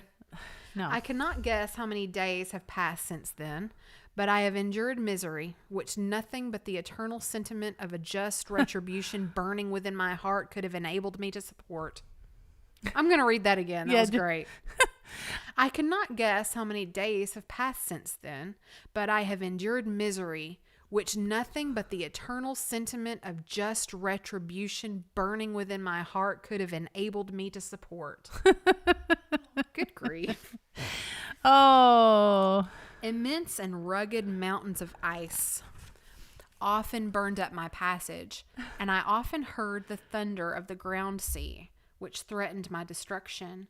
But again, the frost came and made the paths of the sea secure. Oh. So he's That's hearing scary like as rumblings heck. of the God, ocean that's so scary. underneath, and he thinks, oh, that They would think be it's melting. terrifying. That would be terrifying. Jamie's like, I'm surprised he's not waiting for the Arctic ice to thaw first. I Just mean- another 8 decades of global warming, and then I'll get him. I mean, it would be bad enough to fall through ice, but to fall in the ice ocean, Yeah. that's really worse. something. Yeah.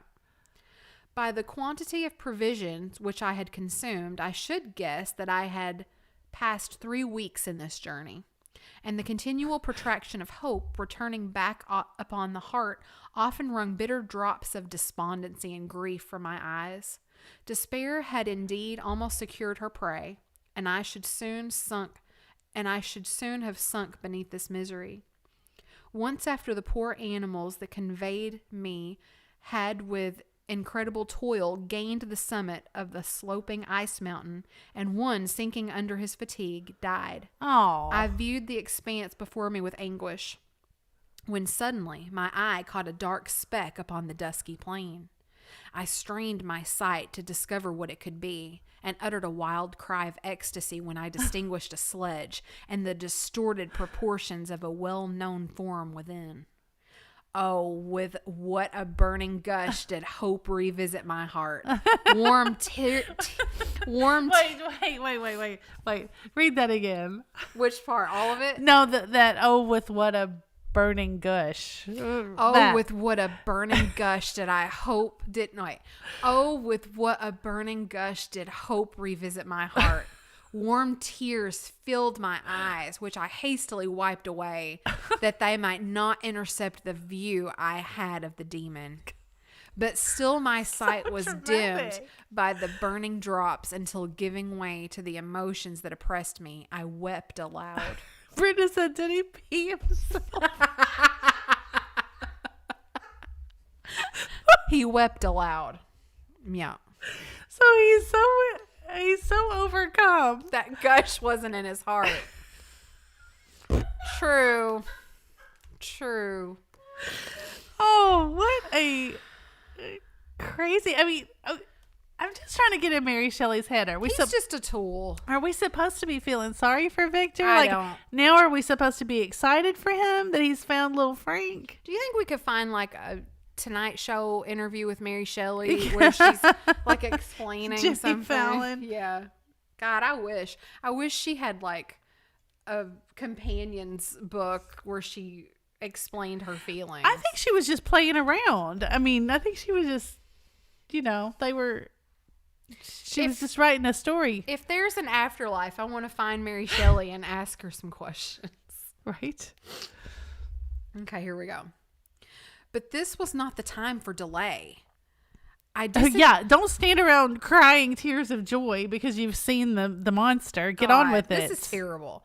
But this was not the time for delay. I disencumbered the dogs of their dead companion, gave them a plentiful portion of food, and after an hour's rest which was absolutely necessary and which was bitterly irksome to me, I continued my route. The sledge was still visible, nor... Why was that necessary to kill the dog? Well, he didn't. The dog was dead. I know, but I mean, why is it necessary in the story to have the dog die? I guess to display how absolutely horrible it is out there. I'm so sorry to interrupt you, but this is brilliant. Jamie says she's added to my fantasy dinner party. Isn't that great? You know how you always have to answer that dumb question? Like, people think they're so smart when they ask you, what person would you like, dead or alive, would you like to have dinner with? Mary Shelley. Mary Shelley, man. Yeah. Yeah. Okay.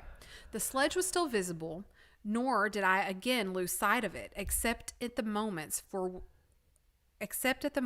for a short time some ice rock concealed it with its intervening crags. I indeed perceptibly gained on it, and when, after nearly 2 days' journey, I beheld my enemy at no more than a mile distant, my heart bounded within me. Well, how far away was he when he saw him? Well, I mean, you can see Dang. really far across those icy plains. I guess. But now, when I appeared almost within a grasp of my foe, my hopes were suddenly extinguished, and I lost all trace of him more utterly than I had ever done before. Oh, no. A ground sea was heard. Now what? A ground sea was heard. The thunder of its progress as the waters rolled and swelled beneath me became every moment more ominous and terrific. I pressed on, but in vain. The wind arose and the sea roared, and with the mighty shock of an earthquake it split and cracked with a tremendous and overwhelming sound. The work was soon finished.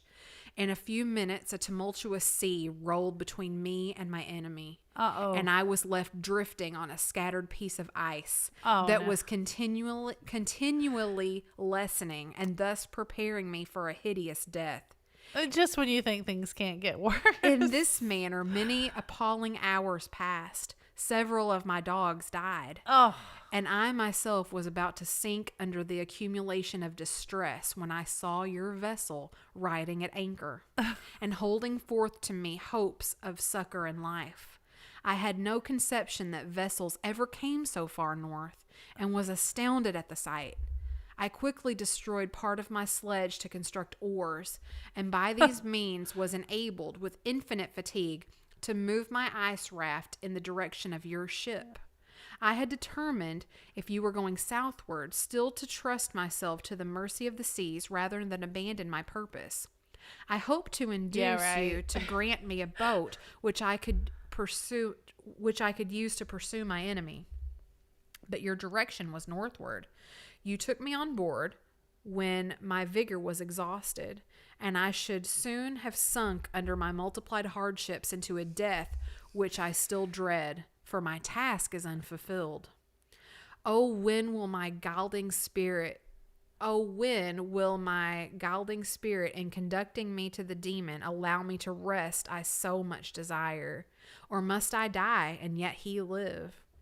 If I do, swear to me, Walton, that he shall not escape, that you will seek him and satisfy my vengeance in his death. What does Walton care about that? Yeah, really. He's like, Oh, okay, whatever. I didn't ask for this. And do I dare ask of you to undertake my pilgrimage? No. To endure the hardships that I have undergone? No, I am not so selfish. Yet when I am dead, if he should appear, if the ministries of vengeance should conduct him to you, swear that he will not live. Swear that he will not triumph over my accumulated woes and survive to add to the list of his dark crimes. He is eloquent and persuasive. And once his words had even power over my heart. But trust him not. His soul is as hellish as his form, full of treachery and fiend-like malice. Hear him not. Call on the names of William, Justine, Clerval, Elizabeth, my father, and of the wretched Victor, and thrust your sword into his heart. I will hover near and direct the steel aright. Oh my gosh, how dramatic. Yeah. So I thought we had another whole chapter, but it's probably not. It's probably my turn to read because Hold on. I thought there were 4 chapters left, but it looks like we're into letters. There's still quite a bit left. Yeah, but there's not. Here, there's not going to be a chapter break, is what I'm saying. I'll let you go. Okay. So this is Walton, the captain. So is he still? It says in continuation. Is he still writing to like his I think sister? Or something? Yeah, the whole book he's written to his sister. Yeah, his beloved sister. So I believe that this is the ship's captain now writing a letter, still probably speaking to his sister. It says Walton in continuation. August the 26th, 17 whatever, 17 something. You have read the strange and terrific story, Margaret, and do you not feel your blood congeal with horror? Margaret is the ship captain's sister who he's writing to. Like that which even now curdles mine. Sometimes, seized with sudden agony, he could not continue his tale. He's talking about Victor. At others, his voice broken, yet piercing, uttered with difficulty the words so replete with anguish. His fine and lovely eyes were now lighted up with indignation, now subdued to downcast sorrow, and quenched in infinite wretchedness. Sometimes he commanded his countenance, drink everybody, and tones, and related the most horrible incidents with a tranquil voice, suppressing every mark of agitation. Then, like a volcano bursting forth, his face would suddenly change to an expression of the wildest rage as he shrieked out imprecations on his persecutor. His tale is connected and told with an appearance of the simplest truth. Yet I own to you that the letters of Felix and Safie, which he showed me, and the apparition of the monster seen from our ship, brought to me a greater conviction of the truth of his narrative than his asseverations. So he believes him. However earnest and connected. Such a monster has, then, real existence. I cannot doubt it, yet I am lost in surprise and admiration. Sometimes I endeavored to gain from Frankenstein the particulars of his creature's formation, but on this point he was impenetrable. Yeah, he's like, I'm not going to tell you how I did it. Are you mad, my friend? Said he. Or whither does your senseless curiosity lead you? Would you also create for yourself and the world a demoniacal enemy?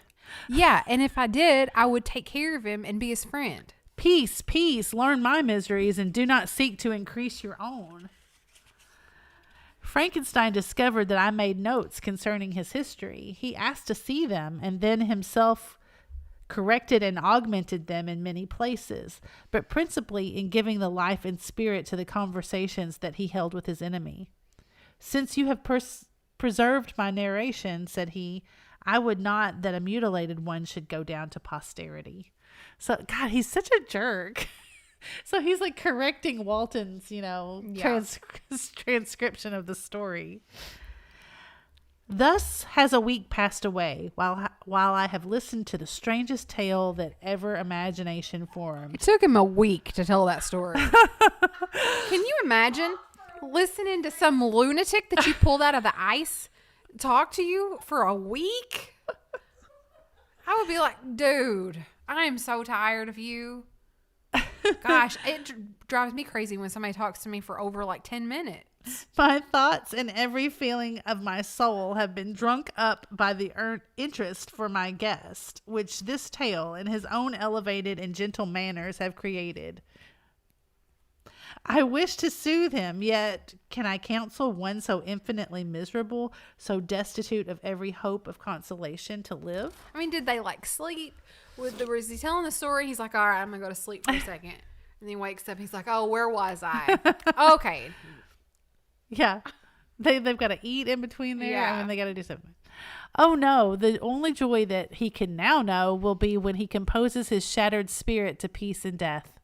Yet he enjoys one comfort, the offspring of solitude and delirium. He believes that when in dreams he holds converse with his friends and derives from that communion consolation for his miseries or excitements to his vengeance, that they are not the creations of his fancy, but the beings themselves who visit him from the regions of a remote world.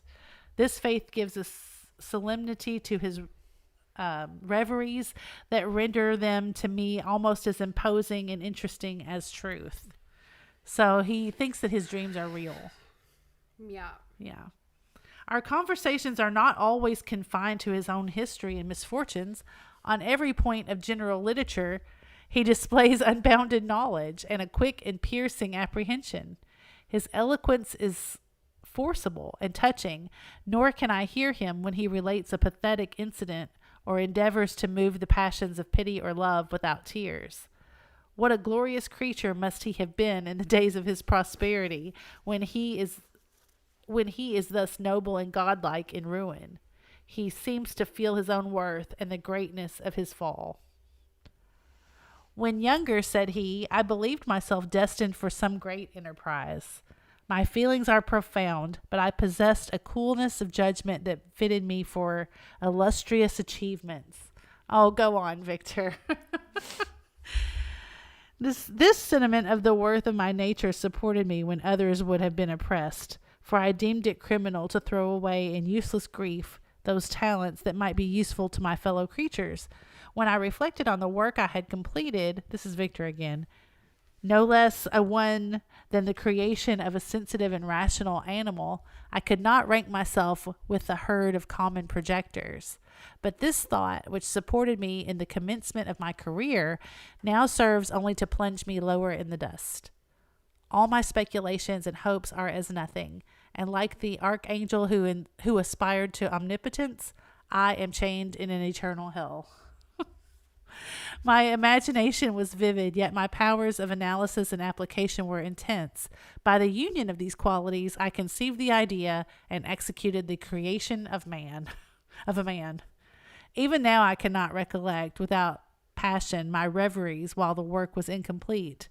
I trod heaven in my thoughts, now exulting in my powers, now burning with the idea of their effects. From my infancy, I was imbued with high hopes and a lofty ambition. But how am I sunk? Oh, my friend, if you had known me as I once was, you would not recognize me in this state of degradation. Despondency rarely visited my heart. A high destiny seemed to bear me on until I fell, never, never again to rise. Bless his heart.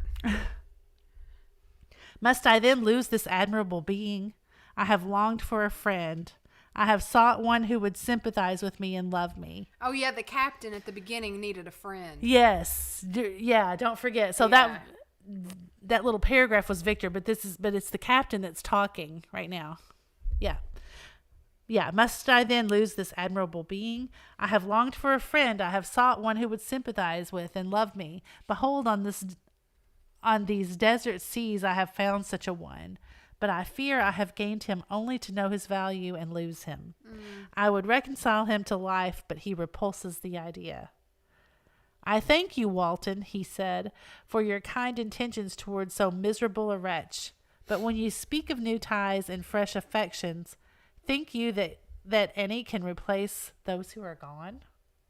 Can any man be to me as Clerval was? Or any woman another Elizabeth? Even where the affections are not strongly moved by any superior excellence, the companions of our childhood always possess a certain power over our minds, which hardly any later friend can obtain. They know our infantine dispositions, which, however they may be afterwards modified, are never eradicated, and they can judge of our actions with more certain conclusions as to the integrity of our motives. A sister or a brother can never, unless indeed such symptoms have been shown early, suspect the other of fraud or false dealing, when another friend, however strongly he may be attached, may, in spite of himself, be contemplated with suspicion. But I enjoyed friends, dear not only through habit and association, but from their own merits. And wherever I am, the soothing voice of my Elizabeth and the conversation of Clerval will be ever whispered in my ear. They are dead, but one feeling in such a solitude can persuade me to preserve my life.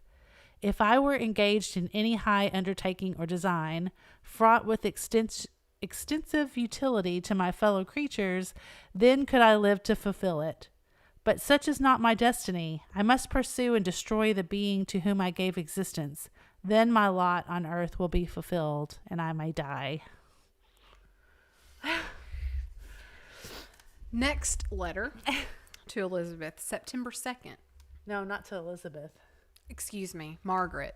To Margaret. I'm sorry. This is Walton again. Yeah, still the captain, writing letters to his sister Margaret. September 2nd. My beloved sister, when I write to you encompassed by my peril and ignorant whether I am ever doomed to see again dear England and the dearer friends that inhabit it, I am surrounded by mountains of ice which admit no escape and threaten every moment to crush my vessel. The brave fellows whom I have persuaded to be my companions look toward me for aid, but I have none to bestow. There is something terribly appalling in our situation, yet my courage and hopes do not desert me. Yet it is terrible to reflect that the lives of all these men are endangered through me. If we are lost, my mad schemes are the cause. And what, Margaret, will be the state of your mind? You will not hear of my destruction, and you will anxiously await my return. Years will pass, and you will have visitings of despair, and yet be tortured by hope. What must Margaret be thinking? Oh, my beloved sister, the sickening failing of your heartfelt expectations is, in prospect, more terrible to me than my own death. But you have a husband and lovely children. You may be happy. Heaven bless you and make you so. My unfortunate guest regards me with the tenderest compassion. He endeavors to fill me with hope, and talks as if life were a possession which he valued. He reminds me how often the same accidents have happened to other navigators who have attempted this sea, and in spite of myself, he fills me with cheerful auguries. Even the sailors feel the power of his eloquence when he speaks. They no longer despair. He rouses their energies, and while they hear his voice, they believe these vast mountains of ice are molehills, which will vanish before the resolutions of man. These feelings are transitory. Each day of expectation delayed fills them with fear, and I almost dread a mutiny caused by this despair. Oh, yes. What in the world could come of the rest of this? Yeah, story? I don't know. I'm not really sure. I mean, I about think the it's just going to letters. fizzle out, right? Yeah, it's got to. There can't be much more. So we've had August dates, so now this is September the 5th. Mm-hmm.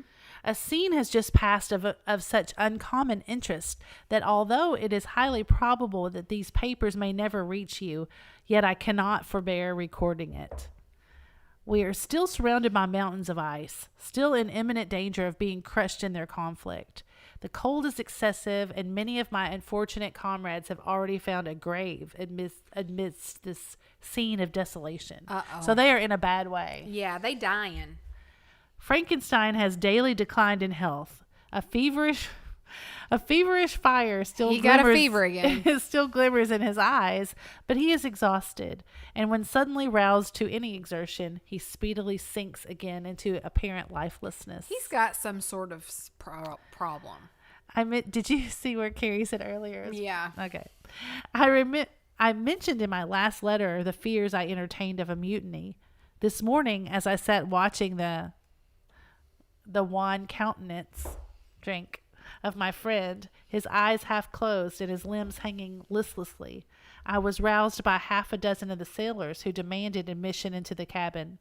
They entered and their leader addressed me. He told me that he and his companions had been chosen by the other sailors to come in deputation to me, Leader of the sailors. to make me a requisition which, in justice, I could not refuse. We were immured in ice and should probably never escape, but they feared that if, as was possible, the ice should dissipate and a free passage be opened, I should be rash enough to continue my voyage and lead them into fresh dangers, after they might happily have surmounted this. They insisted, therefore, that I should engage with a solemn promise that if the vessel should be freed, I would instantly direct my course southwards. That sounds reasonable. Sounds pretty reasonable to me Yeah. as well. This speech troubled me. I had not despaired, nor had I yet conceived the idea of returning if set free. Yet could I, in justice or even in possibility, refuse this demand? I hesitated before I answered, when Frankenstein, who at first had been silent, and indeed appeared hardly to have force enough to attend, now roused himself. His eyes sparkled, and his cheeks flushed with momentary vigor. Turning towards the men, he said, "What do you mean? What do you demand of your captain? Are you then so easily turned from your design? Did you not call this a glorious expedition? And wherefore was it glorious?" Goodness, you want me to go? Yeah. Not, yeah, you better do it. Where are you? I'm going to cough. Okay. Sorry. No, you're good. Here, I'm going to mute your mic. Okay. Not because the way was smooth and placid as a southern sea, but because it was full of dangers and terror, because at every new incident your fortitude was to be called forth, and your courage exhibited, because danger and death surrounded it, and these were to brave and overcome. For this was it a glorious, for it was an honorable undertaking. You were hereafter to be hailed as the benefactors of your species, your names adored and belongings to brave men who encountered death for honor and the benefit of mankind. Victor's trying to arouse the truth. Yeah, and now behold, with the first imagination of danger, or if you will, the first and mighty and terrific trial of your courage, you shrink away and are not content to be handed down as men who had not the strength enough to endure cold and peril. And so, poor souls, they were chilly and returned to their warm firesides. Oh my gosh. It's not like they were just a little chilly and needed to warm up, Victor. They're been stuck in ice for probably like ever. Just when you think Victor can't get any worse. God, all Victor cares about is Victor. That's all he cares about. Yeah, he doesn't really care that they're dying. That has been so true from the very beginning of this story. All he cares about is himself. Gosh, he is absolutely the worst. He's like, you just need to go. You're chilly and you just need to go make yourself a fire. Why, that requires not this preparation. Ye need not to have come this far and dragged your captain to the shame of a defeat, merely to prove yourself cowards. Oh, be men. Be more. Oh, be men, or be more than men. I'm going to bring you back. Okay. Be steady to your purposes and firm as a rock. This ice is not made of such stuff as your hearts may be. It is mutable and cannot withstand you. If you say that it shall not, do not return to your families with the stigma of disgraced marks on your brows. Return as heroes who have fought and conquered, and who know not what it is to turn their backs on the foe. Victor? What a tool. I mean, God. They're like dying. They're probably starving and He's freezing the one to that death. like faints at the drop of a hat, and Yeah, you know, Brenda's like, that made me laugh. He's telling them to be men. yeah, exactly. When have you been a man this whole time? Oh my gosh. He spoke with a voice so modulated to the different feelings expressed in his speech, with an eye so full of lofty design and heroism, that you can wonder that these men were moved. Yeah. They looked at one another and were unable to reply. I spoke and told them to retire and consider of what had been said, that I would not lead them farther north if they strenuously desired the contrary, but that I hoped that with reflection their courage would return. These guys are two peas in a pod. Walton is a tool too, I think. Well, he started out, nobody really agreed with this trip. Right. Yeah. So they're sort of alike. I'm glad they found each other. They deserve each other. The top of the world, ends of the earth and the freezing, desolate, whatever. They deserve each other. They retired, and I turned toward my friend, but he was sunk in languor and almost deprived of life. That took it out of him. that took all he had. Be a man, Victor. That just did him in. How all this will terminate, I do not know. But I had rather die than return shamefully, my purpose unfulfilled. Yet I fear that will be my fate. The men, unsupported by ideas of glory and honor, can never willingly continue to endure their present hardships. Oh, that was it. That was the end of the sentence. Okay. I can take it back. Okay, I'll be right back.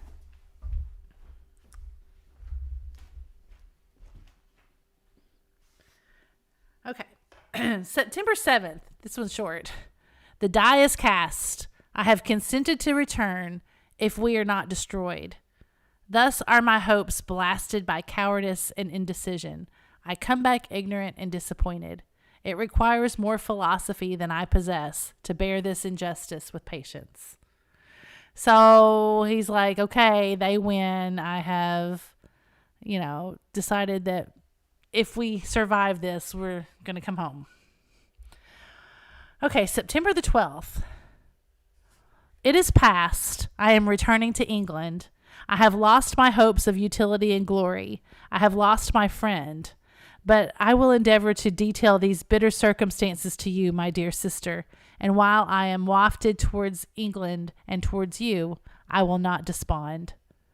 September 9th, the ice began to move, and roarings like thunder were heard at a distance, as the island split and cracked in every direction. We were in the most imminent peril, but as we could only remain passive, my chief attention was occupied by my unfortunate guest, whose illness increased in such a degree that he was entirely confined to his bed.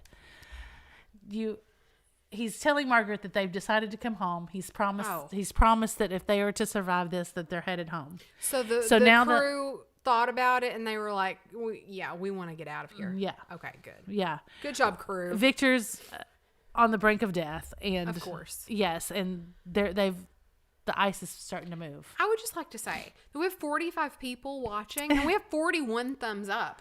Hey, that's nice. That's like our best percentage that's ever happened. I think we are small but a mighty group here. Yeah, yeah. We've got a small and loyal following.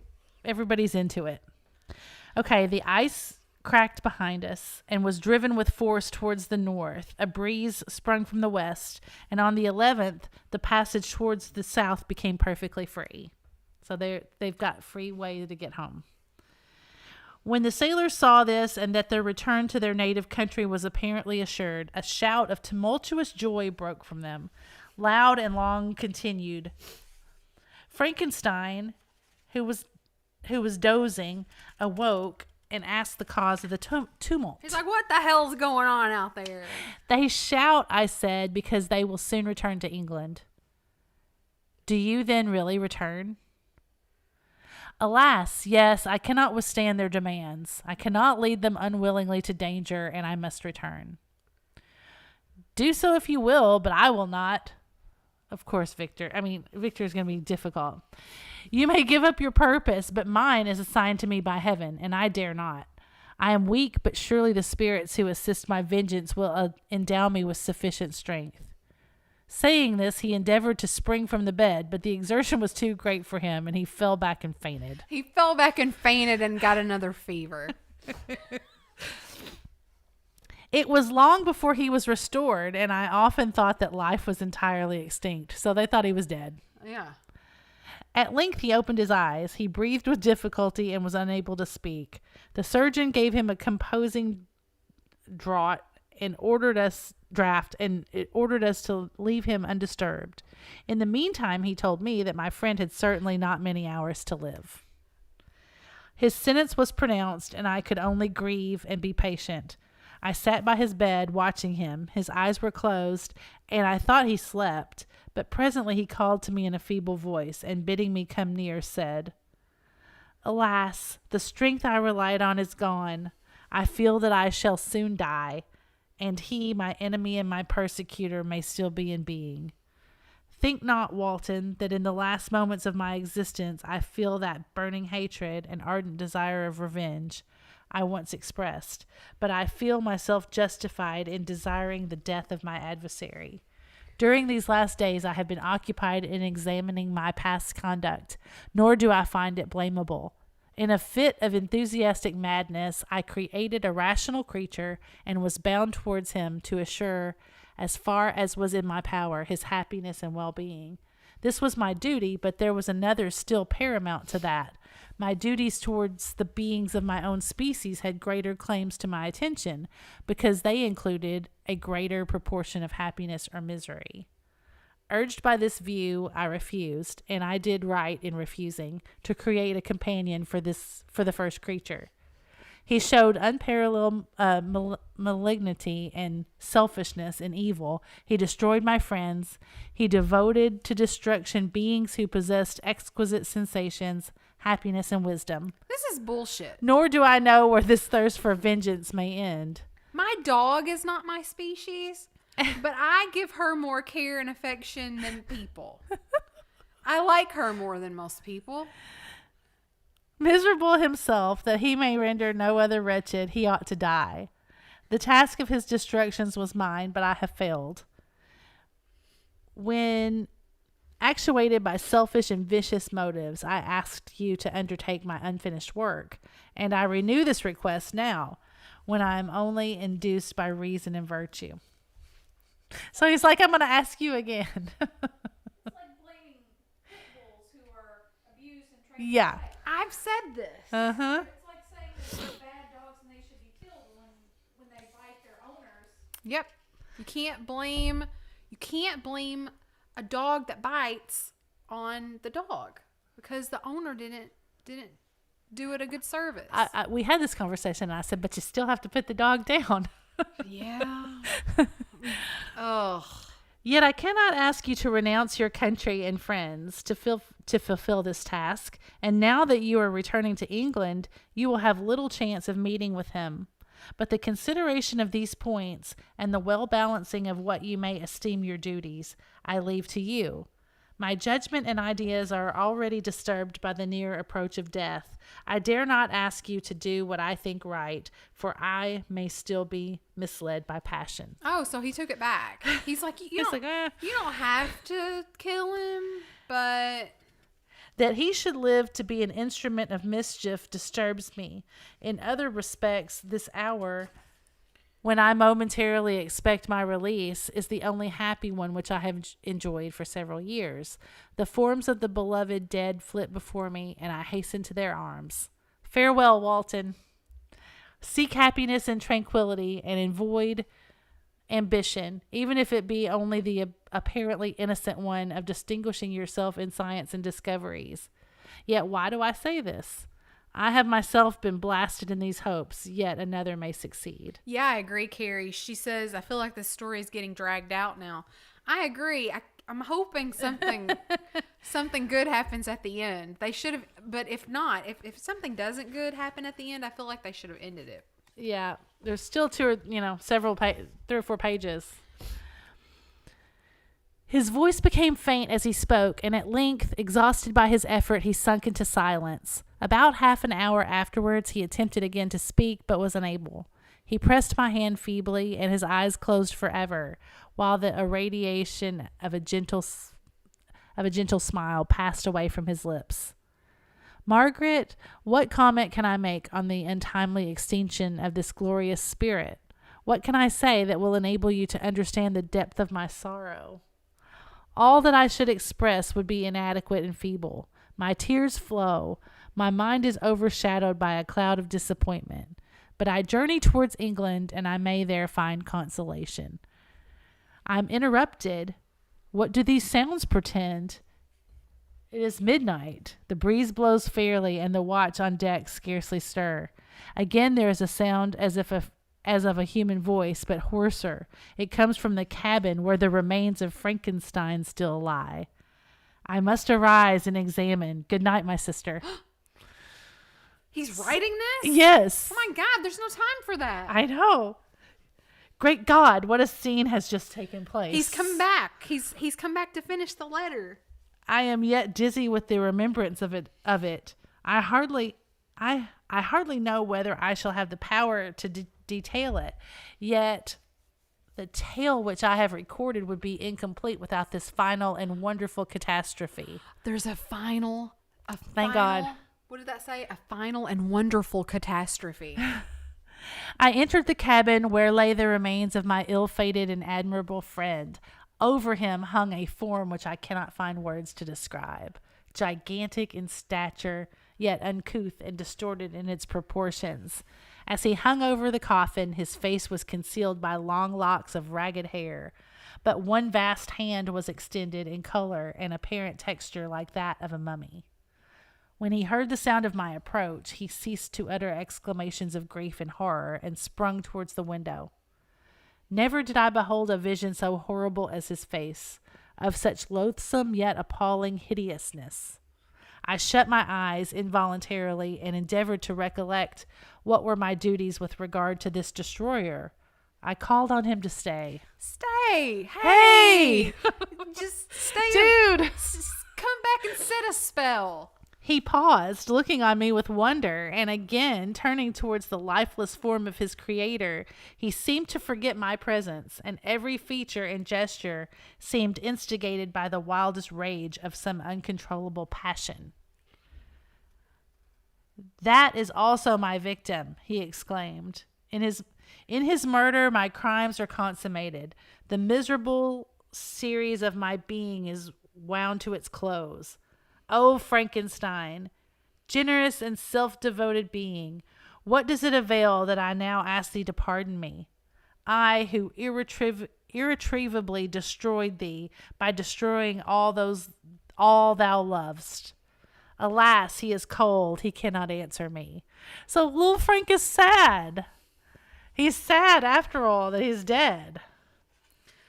Little Frank.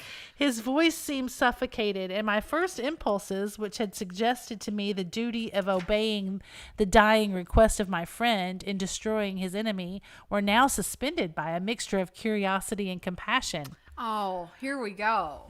So, what's his name? Walton? Mm-hmm. So, Walton at first I thought was going to be a tool too, but now he's got compassion for our little Frank. I approached this tremendous being. I dared not again raise my eyes to his face. There was something so scarring and unearthly in his ugliness. I attempted to speak, but the words died away on my lips. The monster continued to utter wild and incoherent self-reproaches. At length, I gathered resolution to address him in a pause of the tempest of his passion. Your repentance, I said, is now superfluous. If you had listened to the voice of conscience and heeded the stings of remorse before you had urged your diabolical vengeance to his extremity, Frankenstein would yet have lived. Walton's yelling at the monster. Walton is giving him a talking to. And do you dream? Said the demon. Do you think that I was then dead to agony and remorse? He continued, pointing to the corpse, he suffered not in the consummation of the deed. Oh, not the 10,000th portion of the anguish that was mine during the lingering detail of its execution. A frightful selfishness hurried me on, while my heart was poisoned with remorse. Think you that the groans of Clerval were music to my ears? My heart was fashioned to be susceptible of love and sympathy, and when wrenched by misery to vice and hatred, it did not endure the violence of the change, without torture such as you cannot even imagine. After the murder of Clerval, I returned to Switzerland, heartbroken and overcome. I pitied Frankenstein. My pity amounted to horror. I abhorred myself. Oh, he felt bad. But when I discovered that he, the author at once of my existence and of its unspeakable torments, dared to hope for happiness, that while he accumulated wretchedness and despair upon me, he sought his own enjoyment in feelings and passions from the indulgence of which I was forever barred, then impotent envy and bitter indignation filled me with an insatiable thirst for vengeance. I recollected my threat and resolved that it should be accomplished. I knew that I was preparing for myself in deadly torture, but I was the slave, not the master, of an impulse which I detested, yet could not disobey. Yet when she died, nay, then I was not miserable. I had cast off all feeling, subdued all anguish, to riot in the excess of my despair. Evil thenceforth became my good. Urged thus far, I had no choice but to adapt my nature to an element which I had willingly chosen. The completion of my demoniacal design became an insatiable passion, and now it is ended. There is my last victim. Oh.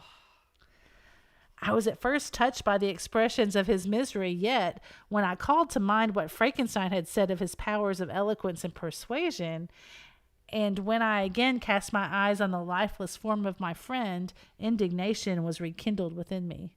Wretch, I said, it is well that you come here to whine over the desolation that you have made. You throw a torch into a pile of buildings, and when they are consumed, you sit among the ruins and lament the fall. Hypocritical fiend, if he whom you mourn still lived, still would he be the object. Again, would he become the prey of your accursed vengeance? It is not pity that you feel. You lament only because the victim of your malignity is withdrawn from your power. So it's like you're It's like crying. you're not sorry. You're sorry because the chase is over. You're sorry because, Yeah. Yeah. Oh, it is not thus, interrupted the being. Yet such much must be the impression conveyed to you by what appears to be the purport of my actions. Yet I seek not a fellow feeling in my misery. No sympathy may I ever find. When I first sought it, it was the love of virtue, the feelings of happiness and affection with which my whole being overflowed, that I wished to be participated. But now that virtue has become to me a shadow, and that happiness and affection are turned into bitter and loathing despair, in what should I seek for sympathy? I am content to suffer alone, while my sufferings shall endure. When I die, I am well satisfied that abhorrence and opprobrium should load my memory. I don't know that word either. Once my fancy was soothed with dreams of virtue, of fame, and of enjoyment. Once I falsely hoped to meet with beings who, pardoning my outward form, would love me for the excellent qualities which I was capable of unfolding. Oh, I was nourished with high thoughts of honor and devotion. He wants to be loved for his excellent qualities. But now crime has degraded me. See, he knows. He knows what we've been saying. He's past saving. But now crime has degraded me beneath the meanest animal. No guilt, no mischief, no malignity, no misery can be found comparable to mine. They've had very similar paths, very similar walks. When I run over the frightful catalogue of my sins, I cannot believe that I am the same creature whose thoughts were once filled with sublime and transcendent visions of the beauty and the majesty of goodness. Yep. But it is even so. The fallen angel becomes a malignant devil. Yet even that enemy of God and man had friends and associates in his desolation. I am alone. Wow. You who call Frankenstein your friend seem to have a knowledge of my crimes and his misfortunes, but in the detail which he gave you of them, he could not sum up the hours and months of misery which I endured, wasting in impotent passions. For while I destroyed his hopes, I did not satisfy my own desires. They were forever ardent and craving. Still I desired love and fellowship, and I was still spurned. Was there no injustice in this? Am I to be thought the only criminal when all humankind sinned against me? Why do you not hate Felix, who drove his friend from the door with I don't know. Do you know what that is? Contumely? Yeah. Contumely. Contumely? Why do you not execrate the rustic who sought to destroy the Savior of his child? Nay, these are virtuous and immaculate beings. I, the miserable and the abandoned, am an abortion to be spurned at and kicked and trampled on. Even now my blood boils at the recollection of this injustice. But it is true that I am a wretch. I have murdered the lovely and the helpless. I have strangled the innocent as they slept, and grasped to death his throat who never injured me or any other living thing. I have devoted my Creator, the select specimen of all that is worthy of love and admiration among men, to misery. I have pursued him even to that irremediable ruin. There he lies, white and cold in death. You hate me, but your abhorrence cannot equal that with which I regard myself. I look on the hands which executed the deed. I think on the heart in which the imagination of it was conceived, and long for the moment when these hands will meet my eyes, when that imagination will haunt my thoughts no more. Fear not that I shall be the instrument of future mischief. My work is nearly complete. Neither yours nor any man's death is needed to consummate the series of my being and accomplish that which must be done, but it requires my own. Do not think that I shall be slow to perform this sacrifice. I shall quit your vessel on the ice raft which brought me thither, and shall seek the most northern extremity of the globe. I shall collect my funeral pile and consume to ashes this miserable frame, that its remains may afford no light to any curious and unhallowed wretch who would create such another as I have been. I shall die. I shall no longer feel the agonies which now consume me, or be the prey of feelings unsatisfied yet unquenched. Is he saying he's going to get on the funeral pyre with him? Yeah. Wow. Yep. Bruh. He is dead who called me into being, and when I shall be no more, the very remembrance of us both will speedily vanish. I shall no longer see the sun or stars, or feel the winds play on my cheeks. Light, feeling, and sense will pass away, and in this condition must I find my happiness. Some years ago, when the images which this world affords first opened upon me, when I felt the cheering warmth of summer, and heard the rustling of the leaves and the warbling of the birds, and these were all to me, I should have wept to die. Now it is my only consolation. Polluted by crimes and torn by the bitterest remorse, where can I find rest but in death? Colleen says contumely, insolent or insulting language or treatment. Okay. Thanks, Colleen. Thanks, Colleen.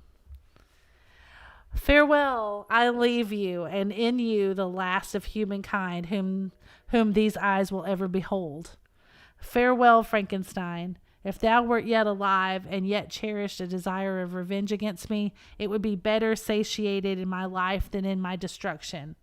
But it was not so. Thou didst seek my extinction, that I might not cause greater wretchedness. And if yet, in some mode unknown to me, thou hadst not ceased to think and feel, thou wouldst not desire me a vengeance greater than that which I feel. Blasted as thou wert, my agony was still superior to thine, for the bitter sting of remorse will not cease to rankle in my wounds until death shall close them forever. But soon, he cried, with sad and solemn enthusiasm, I shall die, and what I now feel be no longer felt. Soon these burning miseries will be extinct. I shall ascend my funeral pile triumphantly and exult in the agony of the torturing flames. The light of that conflagration will fade away. My ashes will be swept into the sea by the winds. My spirit will sleep in peace, or if it thinks, it will not surely think thus. Farewell. You want to read the last paragraph? Sure. Okay. He sprung from the cabin window as he said this, upon the ice raft, which he lay close to the vessel. He was soon borne away by the waves and lost in darkness and distance. The end.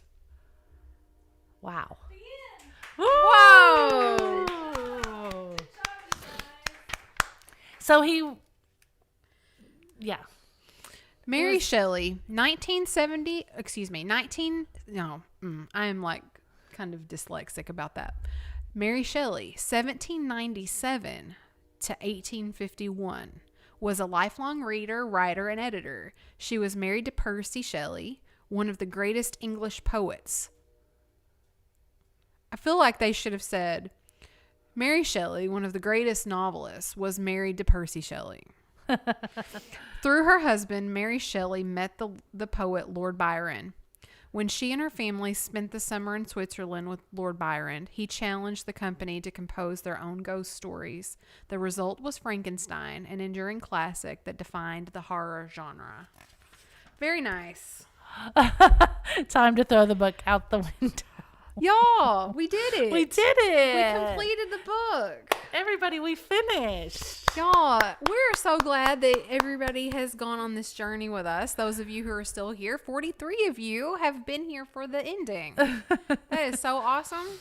Good job, everybody. Notice in the romantic spirit, they ended with him just kind of fading off into the distance. They didn't really describe exactly what he did or how he died. So, what's his name? Walton is still with us. Yep. We don't know if little Frank burned himself. Little Frank may still be out there, and Ernest is still out there. Yeah. So we still have Ernest to carry on the family legacy. You want to write a fan fiction sequel? Maybe.